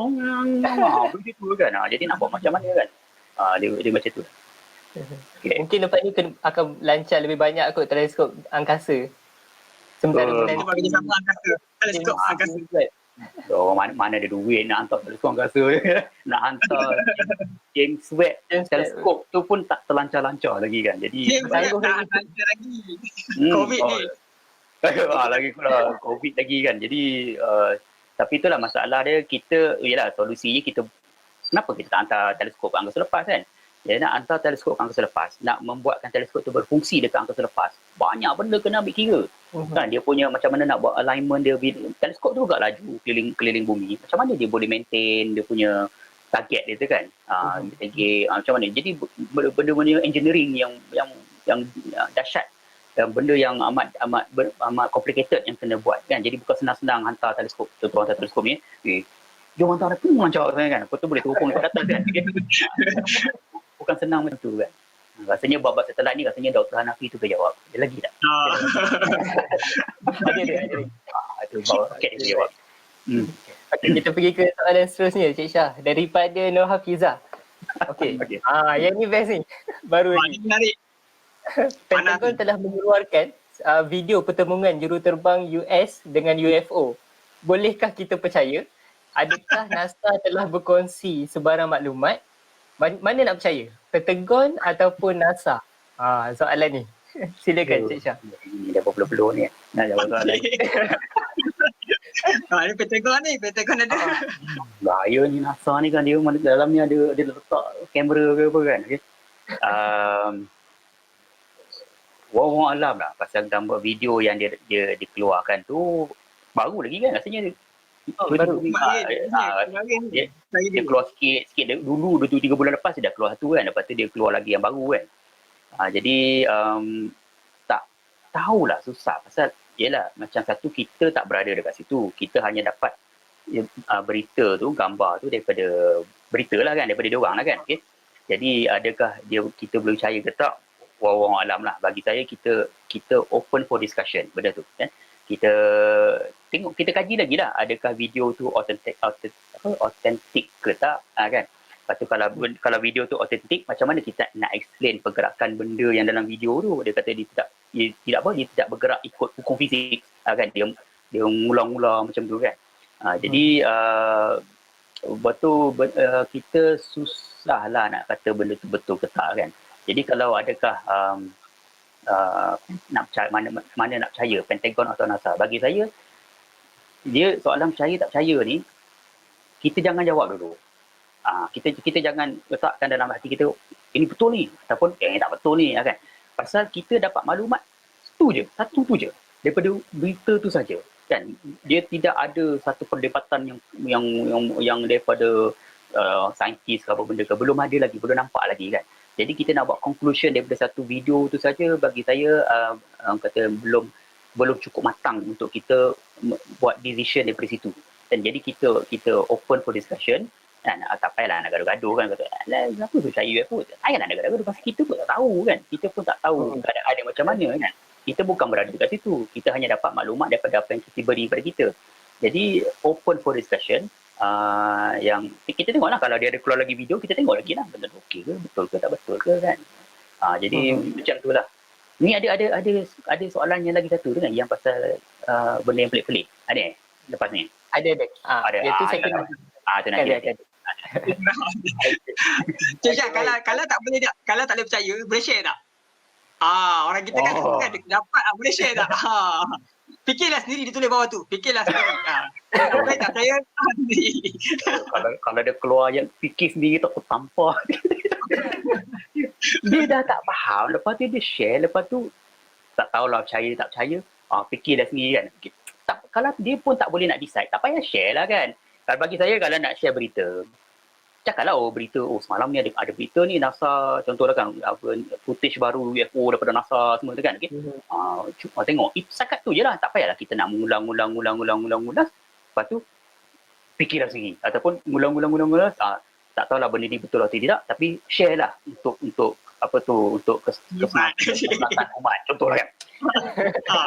Itu jadi orang kata kita seolah-olah kita atas tu adalah hujah kita, tapi lala kita buat letak disclaimer, katakan kita tak tahu betul ke tak. Jadi kalau tak tahu betul ke tak payahlah kita buat hujah kita tu kan. Dia masalah dia macam tu lah. Kita kalau kita tak faham, kita share tapi kita tanya soalan, tu tak apa. Bagi saya tak apa. Kan katakan ini semalam dia ada keluar berita ni betul ke tak itu kalau macam tu saya nampak macam ayat tu adalah ayat untuk seseorang yang nak belajar. Kan dia nak tahu betul ke tak betul kan. Apa ada idea ke tak? Okey, bagi saya okeylah tu. Kan pasal dia adalah satu benda yang kita ikhlas dengan diri kita, yang mengatakan memang kita tak tahu benda tu betul ke tak betul. Kan? Dia curious untuk tahu. Yes, ada curiosity. Pasal kalau kita tak tahu tapi kita mengulaskan dia macam seolah-olah kita tahu. Itu yang jadi kelang kabut tu kan. Jadi kalau kita belum bukan bidang kita kan, belum cukup kita punya ilmu gitu, kita janganlah ulas lebih-lebih kan. Kita setakat share je ataupun kita kongsi-kongsi buat apa tu, setakat share gitu-gitu je pun okeylah kan. Macam ada benda yang orang tanya saya memang saya tak boleh nak jawab pasal bukan bidang. Kan contoh macam apakah hukum ni, khilaf ni, apa benda semua kan. Pasal itu bukan bidang saya. Jadi bagi saya kalau bukan bidang saya memang saya tak berani nak jawab. Saya kata tak apalah, tanya yang orang lain, lagi baik tanya yang orang bidang dia tu. Kan pasal takut kita tersalah beri pendapat. Itu kan. Kalau bawa teleskop, bawa teropong langit, tengok asteroid ke apa benda ke, cara nak guna software ke apa kan, itu boleh tanya saya. Kalau itu tanya yang lain-lain tu susah sikit lah nak jawab lah kan. Dia kena tanya pada yang ahlinya dalam bidang. Ya betul, kena tanya. Dia zaman sekarang ni kita jangan kelang kabut buat conclusion kan. Kita nak buat conclusion tu cepat. Dapat je WhatsApp tu, betul ni pop kita share kan. Kita dah buat conclusion. Kita tak check lagi benda tu apakah cerita di sebaliknya kan. Kita nak cepat sangat. Jadi kalau boleh kita zaman sekarang ni dalam keadaan zaman yang cepat maklumat dia tu, kita ni kena slow down. Kan, kita dia kena slow down, relax dulu, tengok dulu, okey betul cerita ni kan. Jangan kelang kabut. Jadi yang kelang kabut tu jadi semua haru biru semua tu kan. Itulah, bukan setakat astronomi sajalah, yang lain yang viral sekarang ni kan, yang COVID ni kan. Dia macam tu lah. Dia perangai manusia dah macam tu. Tapi saya tahu bukan semua macam tu. Ada yang okey, memang majoriti yang okey. Cuma yang menenggelam tu adalah cerita-cerita macam tu lah kan. Jadi itulah dia. Okey, baik. Terima kasih Cik Syah. Kita ke soalan yang seterusnya. Silakan. Okey, soalan seterusnya dari Hazrik Ramli. Okey. Dengan perkembangan social media sekarang, apa pandangan Cik Syah tentang berita-berita palsu ataupun hoax di Malaysia untuk masa depan? Dia dah ramal masa depan ni banyak lagi ke atau macam mana berita-berita ni kan? Apa yang kita boleh buat? Ni soalan ni tindakan ni. Okey, dia macam ni lah. Saya suka tengok ramai yang peminat astronomi yang ada sekarang ni kan. Bila ada cerita hoax dia pun akan post kat wall dia, kata benda ni bukan apa. Jadi ini cerita dia tak betul kan. Dia sebenarnya benda macam ni kan. Dia sekarang ni dia kena ada satu grup yang suka sebar hoax. Satu lagi grup kena yang kuat juga, iaitu orang yang debunk balik hoax tu. Maknanya dia kata benda ni tak betul, dia macam ni kan. Okey, sama ada dia orang tak terima tu lain cerita. Tapi yang mendebangkan hoax tadi tu, saya berpendapat dia kena dalam hujah tu kena ada dia punya orang kata dia punya cross reference, cross check dia tu. Cross reference. Okay. Ini tak betul ni sebab apa? Ini tak betul ni sebab apa? Okey. Dia kena bukan cakap ini hoax saja kan. Kadang-kadang dia ulasan ni tak banyak kan. Dia kena ada ulasan dia sikit. At least sekurang-kurangnya 1, 2, 3 paragraf kata ini sebabnya tak betul. Ini gambar bukan gambar asteroid, ini gambar ISS lalu contoh dah kan. Dia tak asteroid tak nampak, dia kelam contoh macam tu. Dia benda macam tu kena ada. Dia kena ada satu group, satu komuniti ataupun satu peminat astronomi atau peminat ni yang vokal juga untuk menangkis cerita-cerita macam ni. Kan? Kita nak kawal social media tak boleh. Kan? Dan kita tak boleh nak kontrol. Nak kontrol WhatsApp ni group pun tak boleh kontrol. Kan? So, jadi macam bila kita nak kontrol benda macam tu tak boleh. Jadi kita kena lawan balik daripada sudut ilmu. Kenapa benda tu tak betul? Hoax dia tak betul kan. Jadi saya tak nampak benda ni akan bertamat lah. Dia akan tamat. Dia akan berulang-ulang. Contoh apa cerita tahun ni berulang je. Kadang-kadang kalau tengok dekat wall Facebook saya tu kan, kadang-kadang mengamuk-amuk tu pasal benda tu cerita berulang lah tu kan. Cerita apa-apa dah kan berulang keluar lagi cerita ni. Tukar tahun pula. Dia cerita kan. Dia tarikh berubah. Cerita lama tapi tarikh berubah kan. Jadi dia benda macam tu tak akan berkurangan. Cuma saya boleh, kalau boleh lah kan, minta lah pengguna media sosial hari ni tu yang betul-betul minat, yang tak suka benda-benda macam ni, kena vokal juga, kena beritahu juga, kena didik masyarakat benda ni tak betul, sebab apa kan. Sama ada benda tu ada hasil ke tak ada hasil, Allah Alam, kita cubalah, kita buat ya setakat yang pemerintah mampu. Dan kita tak ada kuasa eksekutif ke nak buat apa benda undang-undang ke kan. Kita kena lawan daripada situ lah. Kena buat macam tu lah. Okey, baik. Kena buat macam laman web yang kerajaan buat lah. Kan ada pun laman web tu. Tapi okey, dia satu lagi masalah orang sekarang ni kan. Orang sekarang padahal sama je. Dia macam ni tau. Zaman sekarang ni saya tak nampak ramai yang baca website. Dia baca dekat social media. Orang komen dekat Facebook, itu yang dia baca. Itu yang jadi keliru tu, okey. Padahal yang website ni adalah, sebenarnya website ni bagi generasi XYZ ni lah kan. Dia website ni adalah satu benda yang kekal tau. Kita Google boleh jumpa. Kan? Jadi kalau kita bincang dekat Facebook, dekat Twitter ke apa, benda tu akan hilang. Kan? Kita dah bincang benda lain, benda tu akan hilang. Nak search balik susah. Jadi dia tak tersusun. Jadi kalau bila dah macam tu, jadi orang akan cepat confuse lah. Pasal terlampau banyak pendapat. Pendapat kan. Okay? Jadi saya cadangkan lah bagi yang peminat astronomi ni, rajin-rajin baca dekat website. Dekat social media tu, kalau saya, kalau siapa follow saya kat Twitter, saya jarang komen ataupun layan komen-komen orang dekat berita-berita tertentu. Saya tengok orang ni share berita ni, saya baca dekat website tu. Saya jarang layan komen orang dekat dalam Twitter. Pasal lagi pening kepala. Kan, komen apa-apa, kita gaduh. Tak kenal dia pun, gaduh buat apa kan. Okay? Tapi saya tengok, okey, berita terkini pasal asteroid ni. Okey, dia ada gambar yang diambil semalam. Saya pergi ke website tu. Jadi kita baca kat website tu. Jadi kita kena ada satu habit. Jangan pedulikan sangat komen ataupun komen-komen lah dekat media social media. Tapi cuba tengok dekat website. Website tu dan website yang berautoriti lah kan. Jadi itu hujah-hujah dia walaupun tak faham. Itu saya kata, walaupun tak faham tak apa. Baca je. Kan? At least kita pernah dengar, dulu dia ada sebut ni, dia itu sebut apa benda kita akan belajar lagi, lebih lagi. Dia prosesnya slow sikit berbanding social media, tapi lebih orang kata autentik dia punya sumber-sumber tu. Kan? Jadi itu sifat manusia lah. Sifat kita lah. Okey, baik. Okay, ada yang kongsikan kat sini nama website yang Malaysia tu ni sebenarnya .my. Sebenarnya itu yang kerajaan punya yang official kan, sebenarnya .my kan. Tapi tak dalam tu ada tak dia cerita pasal ekonomi. Ini COVID-19 je. Semua tak ada kan, semua yang berita-berita lain kan. Tunggu juga berita sebenarnya .my kata asteroid tak langgar dengan bumi kan. Kononnya kalau dengar cerita tu kononnya juga kan. Ada saya kongsikan dekat sini. Dulu kot yang pasal ada melibatkan agensi angkasa kan. Yang dulu. Tapi ada satu je dah. Yang ni. Ada kan? Bagus. Ni mesti admin yang minat astronomi. Bagus. Ada dia tengok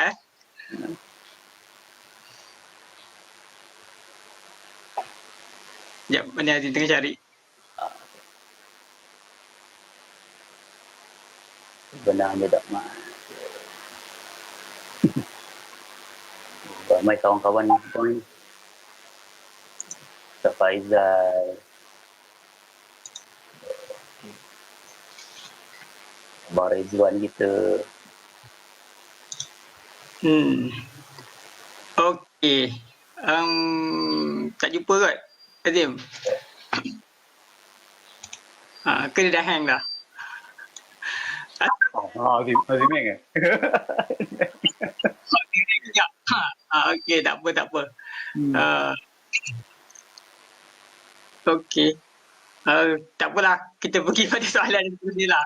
Ada bagi kita terus tu kan. Soalan yang seterusnya. Okey, apa soalan yang seterusnya? Saya lihat ya, soalan seterusnya. Okey, soalan daripada Azhar. Okey, saya tengok ya, soalan Azhar. Okey. Boleh keluar. Boleh keluar. Sekejap lagi. Alright, ini soalan Azhar. Okey, soalan dia, boleh tak nak tengok bintang Polaris dari Malaysia? Okey. Nanti saya jawab ni. Sementara kita unfreeze-kan Azim tu, duk kerah tu. Itulah dia. Dia screenshot, dia screen dia sekali. Dia shot sekali dia dekat tu. Okay. Alright, Azhar, boleh tak tengok bintang Polaris? Okey, bintang Polaris adalah bintang kutub. Bintang yang satu-satunya bintang yang kita tengok kat langit, dia macam tak bergerak. Okey, dia sebenarnya dia gerak sikit, bulat sikit je. Okey, tapi kita anggap tak bergerak lah. Jadi dia menandakan betul-betul utara kita, yang mana paksi bumi kita, tak ada bumi kat sini lah. Okay? Paksi bumi utara selatan, yang utara tu betul-betul point dekat Polaris. Okay. Jadi kalau kita duduk kat bumi mana-mana pun, okay, kita selagi nampak bintang Polaris tu, kita tahu kat itu utara. Okay. Masya Allah pula. Masalah dia dekat Malaysia ni, ketinggian bintang Polaris tu adalah sama dengan kita punya latitude. Kalau belajar geografi kan kita ada peta bumi kan. Khatulistiwa 0 darjah, lepas tu atas sikit 1, 2, 3, 4, 5, 6 darjah utara, 7 darjah utara, 8 darjah utara, sampai kutub utara 90 darjah utara. Okay. Jadi ketinggian Polaris tu, ketinggian itu berapa darjah daripada kaki langit sama dengan latitude kita duduk. Contoh dekat KL, latitude KL adalah 3 darjah lebih kurang, 3 darjah. Jadi maknanya tinggi bintang Polaris dekat KL adalah 3 darjah. 3 darjah ni tinggi macam mana? Kalau kita buat tangan macam ni, nampak tak? Okey, tangan kita straight, kita straight kan, mata kita tengok bawah. Okey. Kalau kita buat macam ni atau macam ni lah, tak kisahlah. Macam ni, ini adalah lebih kurang 10 darjah. Nampak tak? Okey. Ini adalah daripada jari bawah sampai atas 10 darjah. Maknanya kalau mata kita tengok dekat kaki langit, atas tu 10 darjah. Satu jari tu adalah 1 darjah. Okay. Jadi kalau Polaris dekat Malaysia adalah 3 darjah daripada kaki langit, ufuk langit. 3 darjah dari dekat itu kaki langit, letak jari tu 1, 2, 3, itu dah tinggi dia. Okay. Jadi persoalannya, boleh nampak ke tak dekat Malaysia? Boleh. Ada gambar orang dekat KL, kawan kita kat KL ni, dia masa 2-3 minggu lepas kot, masa time langit tiba bercantik, masa PKP hari tu, PKP mula-mula itu, dia ambil gambar Polaris. Daripada ceras kot tak silap. Ada gambar Polaris. Masa tu langit tengah cantik. Boleh nampak. Okay? Syarat dia apa? Syarat tak boleh ada, tak ada, langit kena tak ada awan lah. Langit tak ada awan. Lepas tu dia tidak boleh ada halangan. Halangan tu maknanya bangunan ke bukit ke apa benda ke. Kalau ada bukit yang lagi tinggi daripada 3 darjah sebelah utara, memang tak nampak. Okay? Jadi dia banyak faktor halangan. Tapi lagi utara kita kat Malaysia, contoh pergi Langkawi, pergi Sabah. Sabah rasanya 5 darjah kot. Langkawi nak dekat 6 darjah. Okay? Kota Baru ke apa ke. Sana dah 6 darjah tu lebih kurang 3, dah dekat separuh jari kita ni. Tinggi dah juga tu 6 darjah. Jadi maknanya peluang nak tengok lagi tinggi. Lagi ke utara kita, lagi possibility nak nampak lagi tinggi. Lagi ke selatan, contoh pergi JB ke apa, JB tu nak dekat Khatulistiwa kan. Jadi dah 1 darjah. Jadi dah susah kan, dah 1 darjah tu rendah sangat. Okay. Jadi boleh tengok air, tapi dia bukannya tiap-tiap hari boleh nampak lah. Dia bergantung pada cuaca, bergantung pada tempat. Tapi kalau siapa yang peminat astronomi, boleh jadikan Polaris, nak tengok bintang Polaris dari Malaysia ni sebagai satu to-do list. Bucket list. Buat dalam bucket list, sebelum aku mati ni aku nak tengok Polaris sebelum dekat daripada Malaysia. Tu macam tu lah kan. Dia punya macam tu kan. Maknanya dia nak cuba tengok kan. Jadi dia cuba dia nampak macam tu lah. Okay. Sudah. Okay, Azim. Dia Okay. nak try dia kena ambil daripada Johor. Jangan pergi ke Kelantan ataupun Penang, try yang Johor punya, bawa power sikit. Dahsyat tu kan. Tak tahu geng-geng kawan-kawan Johor tu ada tak yang dah nampak Polaris? Kan ada Cabar sikit. kan. Cuba tanya dia orang. Apa kelab astronomi Johor? Rendah tu. Itu satu darjah tapi we mana tahu pasal dekat Mersing tu. Mersing sebelah utara boleh nampak tu. Dalam utara dia dekat laut. Jadi mungkin boleh lah. Boleh try lah siapa yang bertahan kan. Kena tunggu habis cuti dulu ni. Baru boleh keluar. Okey. Baik, soalan yang seterusnya. Okey. Soalan seterusnya daripada Z. Pernah tak rasa semasa mencerap langit tiba-tiba ternampak objek terbang tak dikenali, Cik Syah? UFO. Dia tak sebut UFO kan? Unidentified flying object masa dia. Bahasa Inggeris je. Betul tu, identified. Okey, itu memang soalan ramai tanya lah. Satu lagi soalan yang ramai tanya saya, pernah jumpa alien ke tak? Dia soalan tu berkait lah tu. Okay? Setakat ni, tak tahulah. Terang saya cakap, setakat ni dah 30 berapa tahun 36. Ini sekarang tahun 2020. Okey, 36 tahun. Dah 36 tahun lah meneropong langit. Tak nampak benda yang pelik-pelik. Tak pernah nampak. Okay? Cuma ada satu malam tu, saya ternampak. Masa tu lepas maghrib. Pukul 8 mana? Pukul 8 dah gelap sikit. Saya tengah pandang sebelah langit dari sini daripada Balai Cerak ni, tengah pandang ke langit tu. Langit malam tu ada bintang sikit, ada berawan sikit lah. Tengah pandang rendah, tiba-tiba nampak ada satu benda tu naik. Satu cahaya, dia naik laju. Kan? Dia punya laju tu bukan laju macam kapal terbang. Kapal terbang dia slow sikit. ISS pun dia slow sikit tapi dia laju. Tapi yang mengejutkan saya adalah ketika dia naik. Lepas tu dia berhenti. Wow. Dia berhenti tapi dia tak ada nampak bentuk apa ke, tapi dia nampak satu titik, dia berhenti. Lepas tu saya tengok, apa benda dia kan? Lepas tu saya kata, UFO ke tu? Tu masa tu saya punya akidah UFO saya tu dah bergoncang lah kan. UFO ke tu tak pernah nampak kan? Lepas tu dia naik, dia berhenti. Lepas tu bila saya tengok balik, dia turun balik ikut sudut mana yang dia naik. Maknanya dia naik sengit, dia berhenti sini. Lepas tu dia turun balik macam ni. Pada turun tu, dia turun dekat ada rumah orang kat depan tu. Rupanya drone. Masa tu zaman-zaman drone baru nak popular lah kan. Masa tu tak ada lah nampak drone full video macam tu kan. First time tengok tu, drone ke tu? Lepas tu masa tu pukul 8 malam. Kan kita tengok, lepas tu nampak dia turun balik masuk kat rumah orang tu. Kata, wahai drone, memang mudah tertipu lah kan. Memang saya sendiri pun jadi macam, gamam kejap masa tu. Ini wujud ke betul-betul alien ni kan? Okay?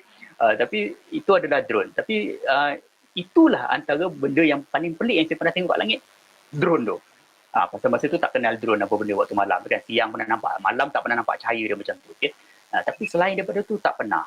Okay? Pasal kalau kita tengok, perhatikan selalunya orang yang kalau katalah soalan ni berkenaan dengan UFO lah kan. Okay? Kalau orang yang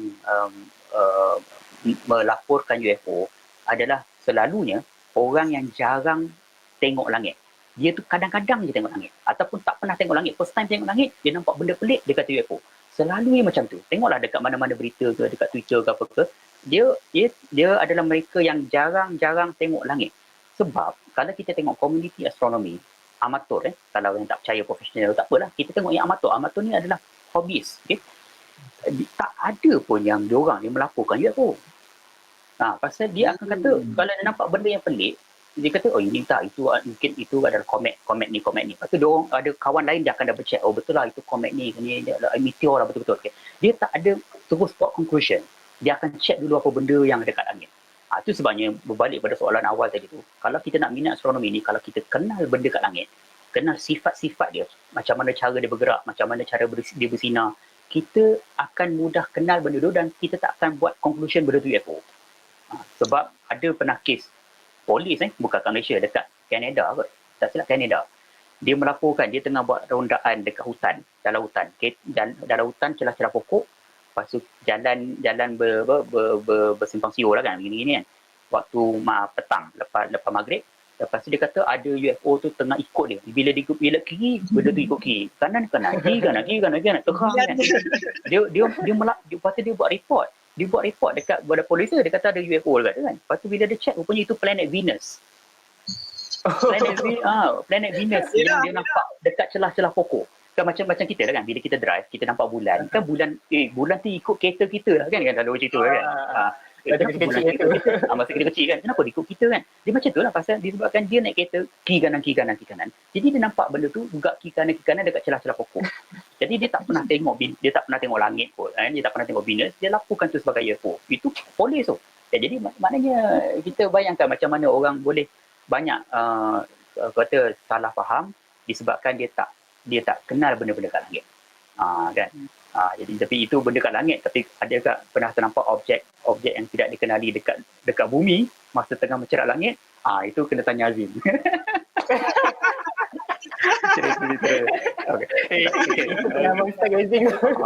Satu itu Azim kan tidak bercerita lah. Tapi yang saya punya pengalaman dekat Timah Tasuh, Tasik Timah Tasuh. Dekat Perlis. Dekat Perlis. Yang saya jumpa seekor lembu warna putih sebesar kereta Avanza saja. Wow. Avanza tu. Masa tu dekat Timah Tasuh, saya dengan Muzammil kot masa tu. Okay? Masa tu daripada Timah Tasuh, nak keluar daripada Timah Tasuh tu, dia berpagar di kawasan resort. Dia ada pagar. Pintu nak keluar. Nak keluar tu, malam tu. Lepas tu, banyak lembu tengah bergerak kan. Yang best tu, yang seekor ni, dia duduk depan pagar tu, dia block pintu keluar. Lepas tu dia pandang ke kereta tu, dia macam ada guard tu, dia duduk situ je. Kita tak berani nak bergerak. Tapi dia memang sebesar gate, laluan pintu gate kereta tu, sebesar dia tu, itu lembu tu. Tak tahulah lembu ke apa lah kan. Tapi confirm memang kita tengok lain macam, kita pun duduk lah, tak ada nak berlawan dengan dia kan. Tapi itu benda yang pelik dekat bumi masa tengah mencerak langit, bukan benda kat langit. Okay? Dekat langit tak ada lah benda kat langit. Setakat ni tak ada lah. Okay? Alien. Okay? Kalau tu kena buat ruqyah. Dia betul kan. Alien, mungkin soalan alien pun memang saya tak pernah jumpa lah. Azim pernah jumpa ke alien? Azim banyak alien dia, tengok. Dia alien lain jumpa kan. Tapi saya ingat dulu yang dulu lah, tak ingat berapa tahun lepas, yang ada pameran alien dekat Melaka dulu. Dekat PWTC. MITC dulu. Dulu. Lama. Ada. Akhirnya dia ada. Kat mana? Museum bukan. Dekat MITC. Tapi tak tahu daripada agensi mana. Ada kot syarikat mana kot dia tu. Dia rajin kutip alien tapi tak tahu lah. Yang ambil alien movie tu katanya. Betul lah. Tapi kalau syarikat yang dia buat apa tu? Pameran asteroid tu, meteor. Ada juga.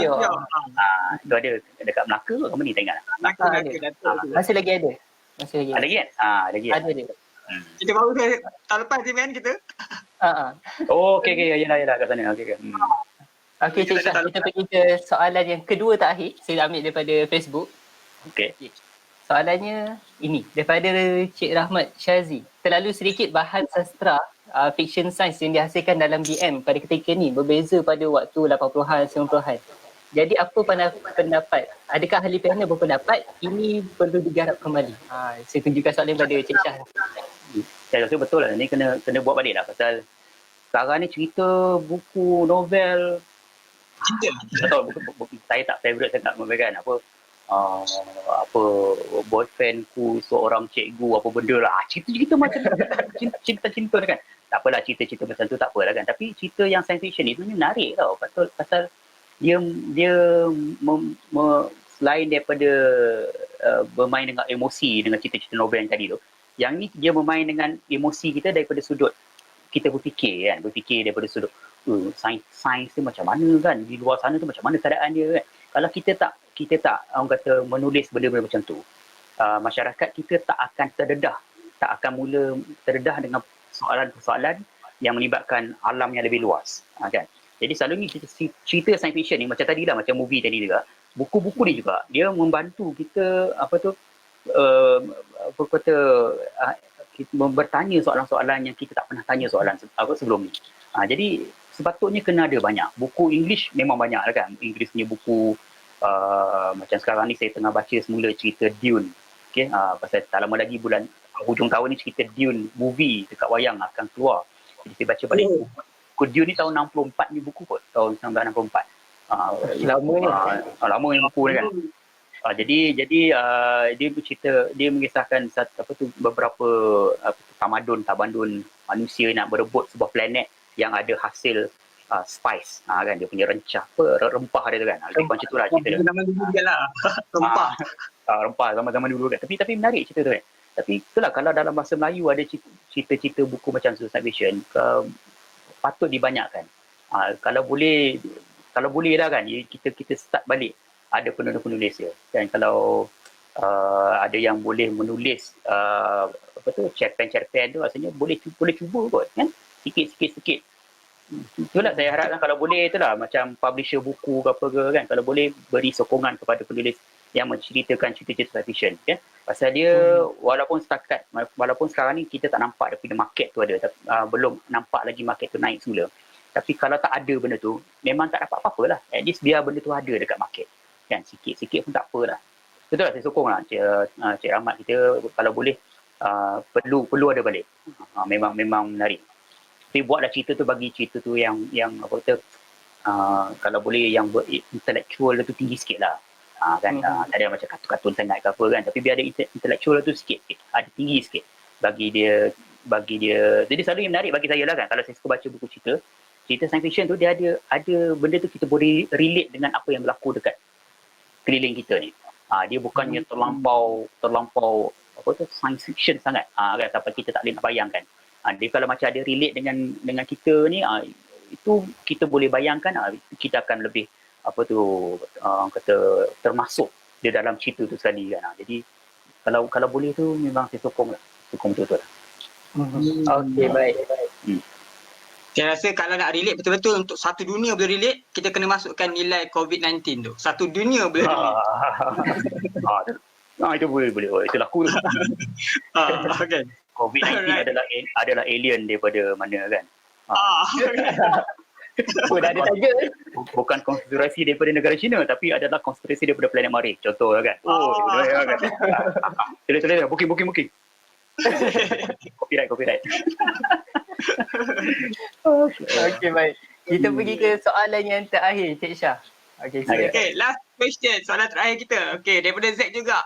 Patut ke tidak memperkenalkan satu subjek sains bidang astronomi dalam sekolah menengah, di sekolah menengah, atau tambah satu kelas baru sains yang merangkumi subjek kimia, fizik dan juga sains berkaitan astronomi. Maknanya kena ada satu subjek khas astronomi ataupun satu kelas sains yang ada astronomi. Okey, menarik ni. Dia okey, astronomi ni kalau kita tengok astronomi ni, kalau kita baca, ramai katakan astronomi ni sebagai the queen of science kan. Apa tu ibu segala sains lah kan. Okey, pemasuri ataupun pemasuri berkaitan sains lah. Jadi dia astronomi tu dia merangkumi banyak subjek cabangan.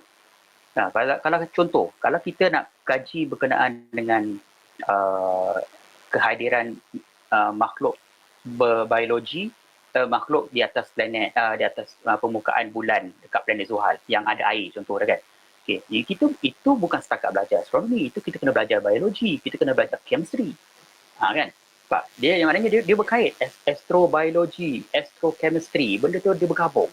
Jadi bila dia bergabung, jadi maknanya kita tak boleh nak asingkan astronomi dengan chemistry, astronomi dengan biologi. Tak boleh. Pasal kalau kita tengok ilmuwan Islam dulu pun, kan, bila dia kalau kita tengok dia punya resume dia kan Al-Khwarizmi, Al-Biruni semua tu kan, dia bukan setakat belajar astronomi, dia geografi lagi, dia chemistry lagi, apa benda macam-macam.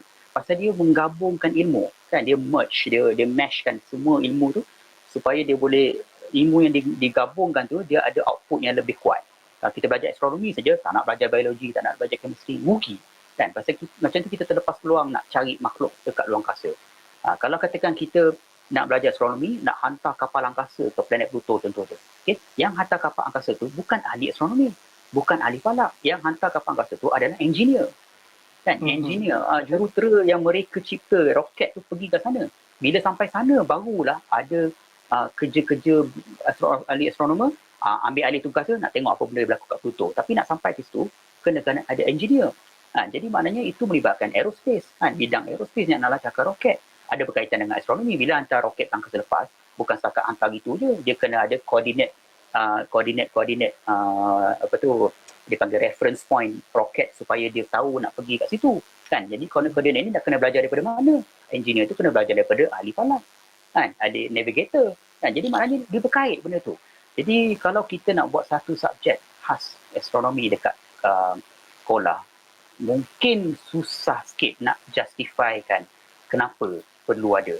Tapi kalau kita buat satu kelab, satu subjek, satu bab dalam subjek sains pun susah.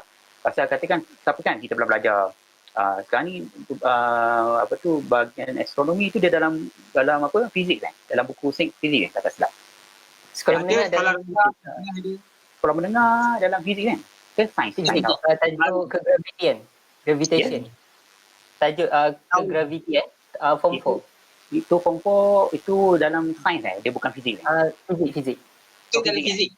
Dalam fizik kan. Okay. Tapi dalam kimia ada tak cerita pasal astronomi? Kan? Dalam biologi ada tak cerita pasal astronomi? Tak ada kan? Sebenarnya astrobiologi dia tak ada. Jadi kalau kenapa dalam fizik saja? Kenapa dalam fizik saja ada cerita pasal astronomi? Kenapa kita tak masukkan unsur astronomi itu dalam kimia juga, dalam biologi juga? Dalam biologi dia bincang pasal astrobiologi, makhluk-makhluk angkasa lepas. Dalam kimia dia belajar berkenaan dengan formasi gabungan bintang-bintang, chemistry, apa, atom hidrogen, helium, itu semua tu. Kan? Jadi bila macam tu, orang akan nampak dia cantiknya susun atur semua ilmu ni, dia boleh gabung. Kan? Jadi kalau kita tarik keluar astronomi, kesian dia dekat astronomi, seorang macam anak tiri seorang kan, tak ada orang ayat dia kan. Jadi dia seorang. Jadi kalau kita gabungkan cantik. Jadi kalau macam ni saya lebih gemar kan, kita buat dia ada kelab astronomi yang kuat. Dan kelab astronomi dia akan menggabungkan semua sains. Bukan setakat sains dia, bukan setakat fizik, kimia, matematik pun dia ambil juga. Bahagian sastra pun dia ambil juga. Kan, sastra dan astronomi, sastra dan ilmu falak. Dan kita boleh buat macam tadi buku. Kan, penulis buku, orang nak tulis buku apa tu, cerpen berkenaan dengan berkaitan dengan angkasa lepas, masukkan dalam kelab astronomi. Kan, ada buat sajak-sajak macam cikgu mat taufan kita dekat Uniza, suka buat sajak falak. Kan, masukkan dalam bidang astronomi. Itu bagian unsur apa? Unsur dia panggil apa? Unsur apa? Kesusastraan dalam astronomi. Dalam sastra. Yang sains tu sains, yang matematik tu macam kita kiraan dia pula. Kan, jadi itu saya rasa nampak sesuai daripada sudut kelab. Biar kelab yang kuat. Kan, jadi tapi itulah, kalau nak buat satu subjek khas tu susah sikit lah. Betul. Dia nak justifikan tu susah lah. Tu pendapat saya lah kan.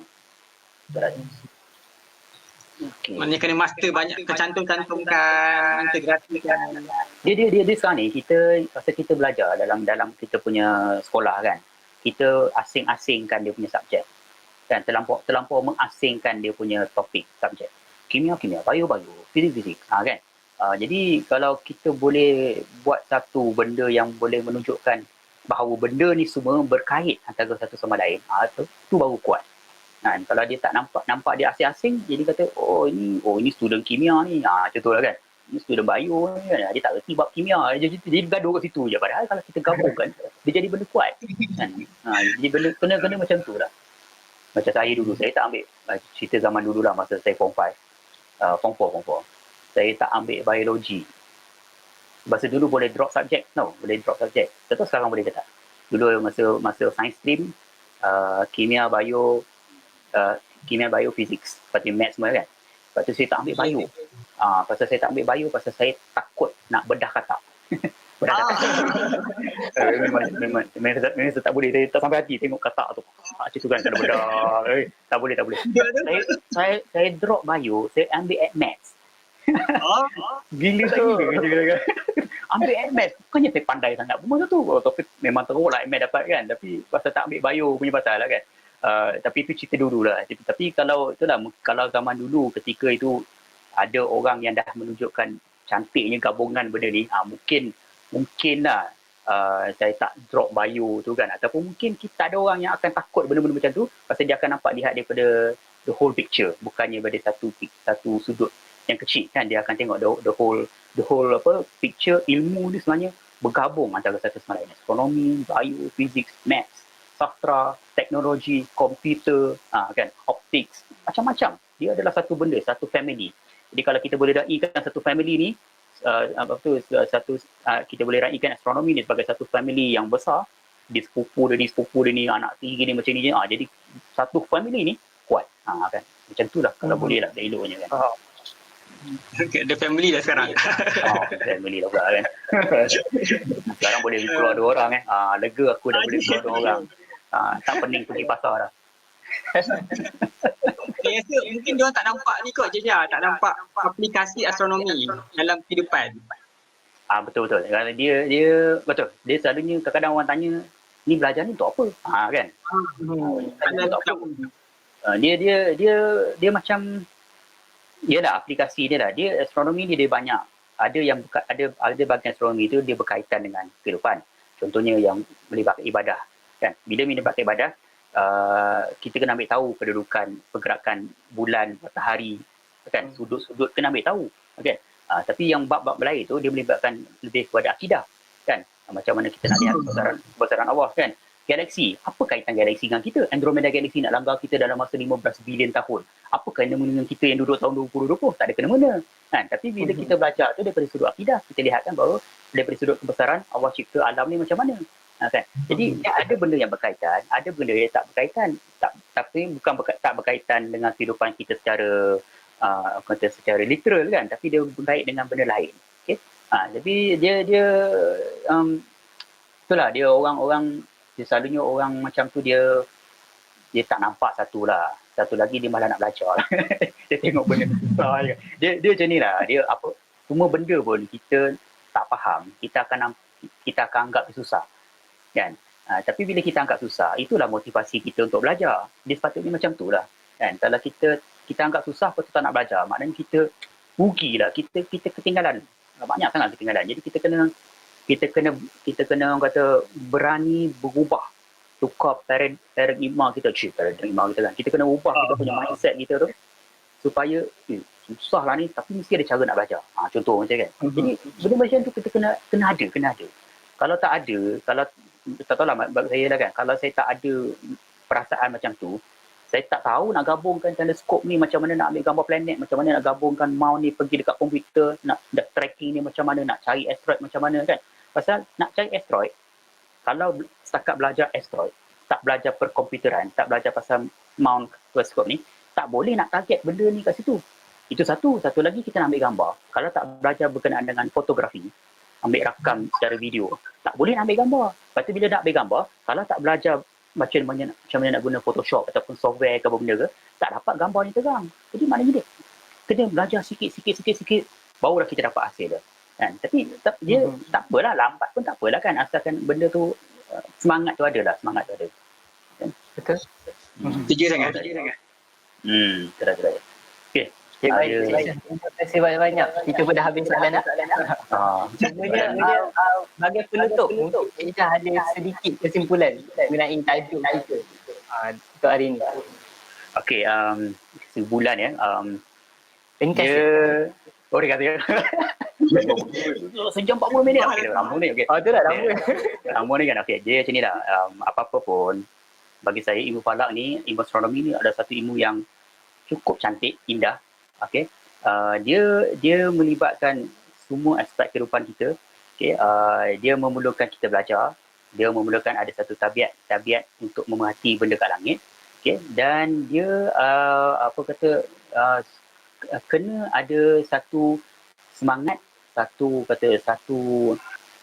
perasaan. Okey, satu perasaan untuk kita explore benda-benda kat langit. Okay? Kalau kita setakat duduk kat bumi, duduk kat rumah kita, PKP, baca YouTube, tengok YouTube, kita otak kita tak kembang. Tapi bila kita belajar benda-benda yang kat luar sana tu, bukan setakat astronomi saja, apa yang ada dekat alam bumi dan langit kita ni, okay? Kita akan dapat lihat betapa hebatnya alam yang Allah cipta ni, dan dekat situlah kita akan pertingkatkan diri kita, nilai kita sebagai seorang saintis, seorang ahli falak yang bukan setakat ada ilmu sains dia, tapi ada ilmu akidah dia tu. Itu lebih kurang. Wow. Allah Akbar. Okey. Terima kasih banyak-banyak Cik Syah. Saya ingat yang ayat akhir tu, tingkatkan prestasi, kurangkan hoax. Jangan nak apa lah lepas tu. Tak beritahu semalam kan. Lupa dah kan. Yelah, benda ni berkaitan dengan benda yang kita belajar lah. Lagi banyak kita belajar ilmu tu, kuranglah hoax tu akan tersebar kan. Hoax tu sebenarnya benda yang kita tak faham, tak belajar kan. Betul. Okey, baik. Terima kasih banyak-banyak Cik Syah sebab sudi bersama kita sepanjang 1 jam 40 minit kat ni. Lama. Sekejap kan. Okey. Okey, terima kasih banyak Cik Syah atas satu konsep ilmu, segala perkongsian yang telah dikongsikan sepanjang kita bersiaran. Jadi itu sajalah daripada kami. Terima kasih banyak Cik Syah. InsyaAllah kita berjumpa lagi di lain masa akan datang. InsyaAllah. Okey. Akan datang ada buat live stargazing ke Cik Syah? Tak expert ke apa ke? Dia tengoklah, saya ni jenis terkejut-terkejut. Tiba-tiba lepas tarawih tu terkejut online ni kan. Dia bergantung pada cuaca lah. Kalau cuaca okey, malam ni, tapi asteroid yang semalam tu, kalau malam ni dia dah kelam dah kot, dah jauh. Dah jauh lah. Tengok keadaan lah. Kalau yang terkejut tu, dia siapa yang follow Cik Syah kena tick follow tu. Soalnya dia akan appear. Cik Syah live. Dia saya banyak update-nya dekat wall saya yang sekolah online tu, yang rasminya kat situ lah kan. Yang follow tu dekat wall saya, Facebook saya yang Syah Geza tu, itu boleh lah. Siapa yang saya hantar tak sampai 1 second dia dah like, saya tahu dia tengah follow saya tu. Tak sempat apa-apa dah like. Ni dia polisi dia follow dia. InsyaAllah. Okey, baik. Terima kasih banyak Cik Syah sekali lagi atas sesi perkongsian hari ini. Okey, terima kasih. Terima kasih pada yang menonton juga, ramai juga kita sebenarnya. Banyak juga yang dah bincangkan. Yang orang-orang falak pun ada kat sini ni. Terus nanti saya cuba jawab lah dekat Facebook tu, saya cuba jawab dekat situ je lah. Tak sempat. Cik Azam ada dalam tu. Sebut nama lagi. Apa dia? Cik Azam pun ada dalam ni. Azam no. Okey. Orang main dia tu kan. InsyaAllah. Okey, baik. Okey, terima kasih. Assalamualaikum. Kita jumpa lagi insyaAllah. Okey. Alright. Okey, baik. Lama kita. 1 jam 42 minit. Lama. Lagi lama daripada Datuk ni masa hari tu kan rasanya? Lagi lama. Lagi lama kan? Jadi kesimpulan akhir lah. Tak ada kesimpulan lah. Cik Syah ada kesimpulan. So saya nak ucapkan terima kasih kepada pendengar kita yang menonton dan juga yang melihat Facebook live Apa di Langit ni.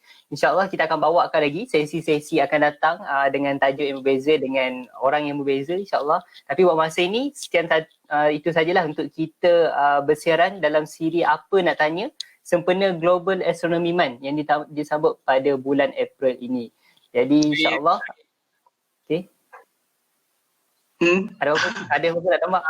Hari ni hari-hari terakhir itu Global Astronomy Month. Terima kasih atas sokongan semua, atas maklum balas semua yang menghantarkan soalan, semua yang terlibat berkongsi dalam Facebook, share posting Apa di Langit kan.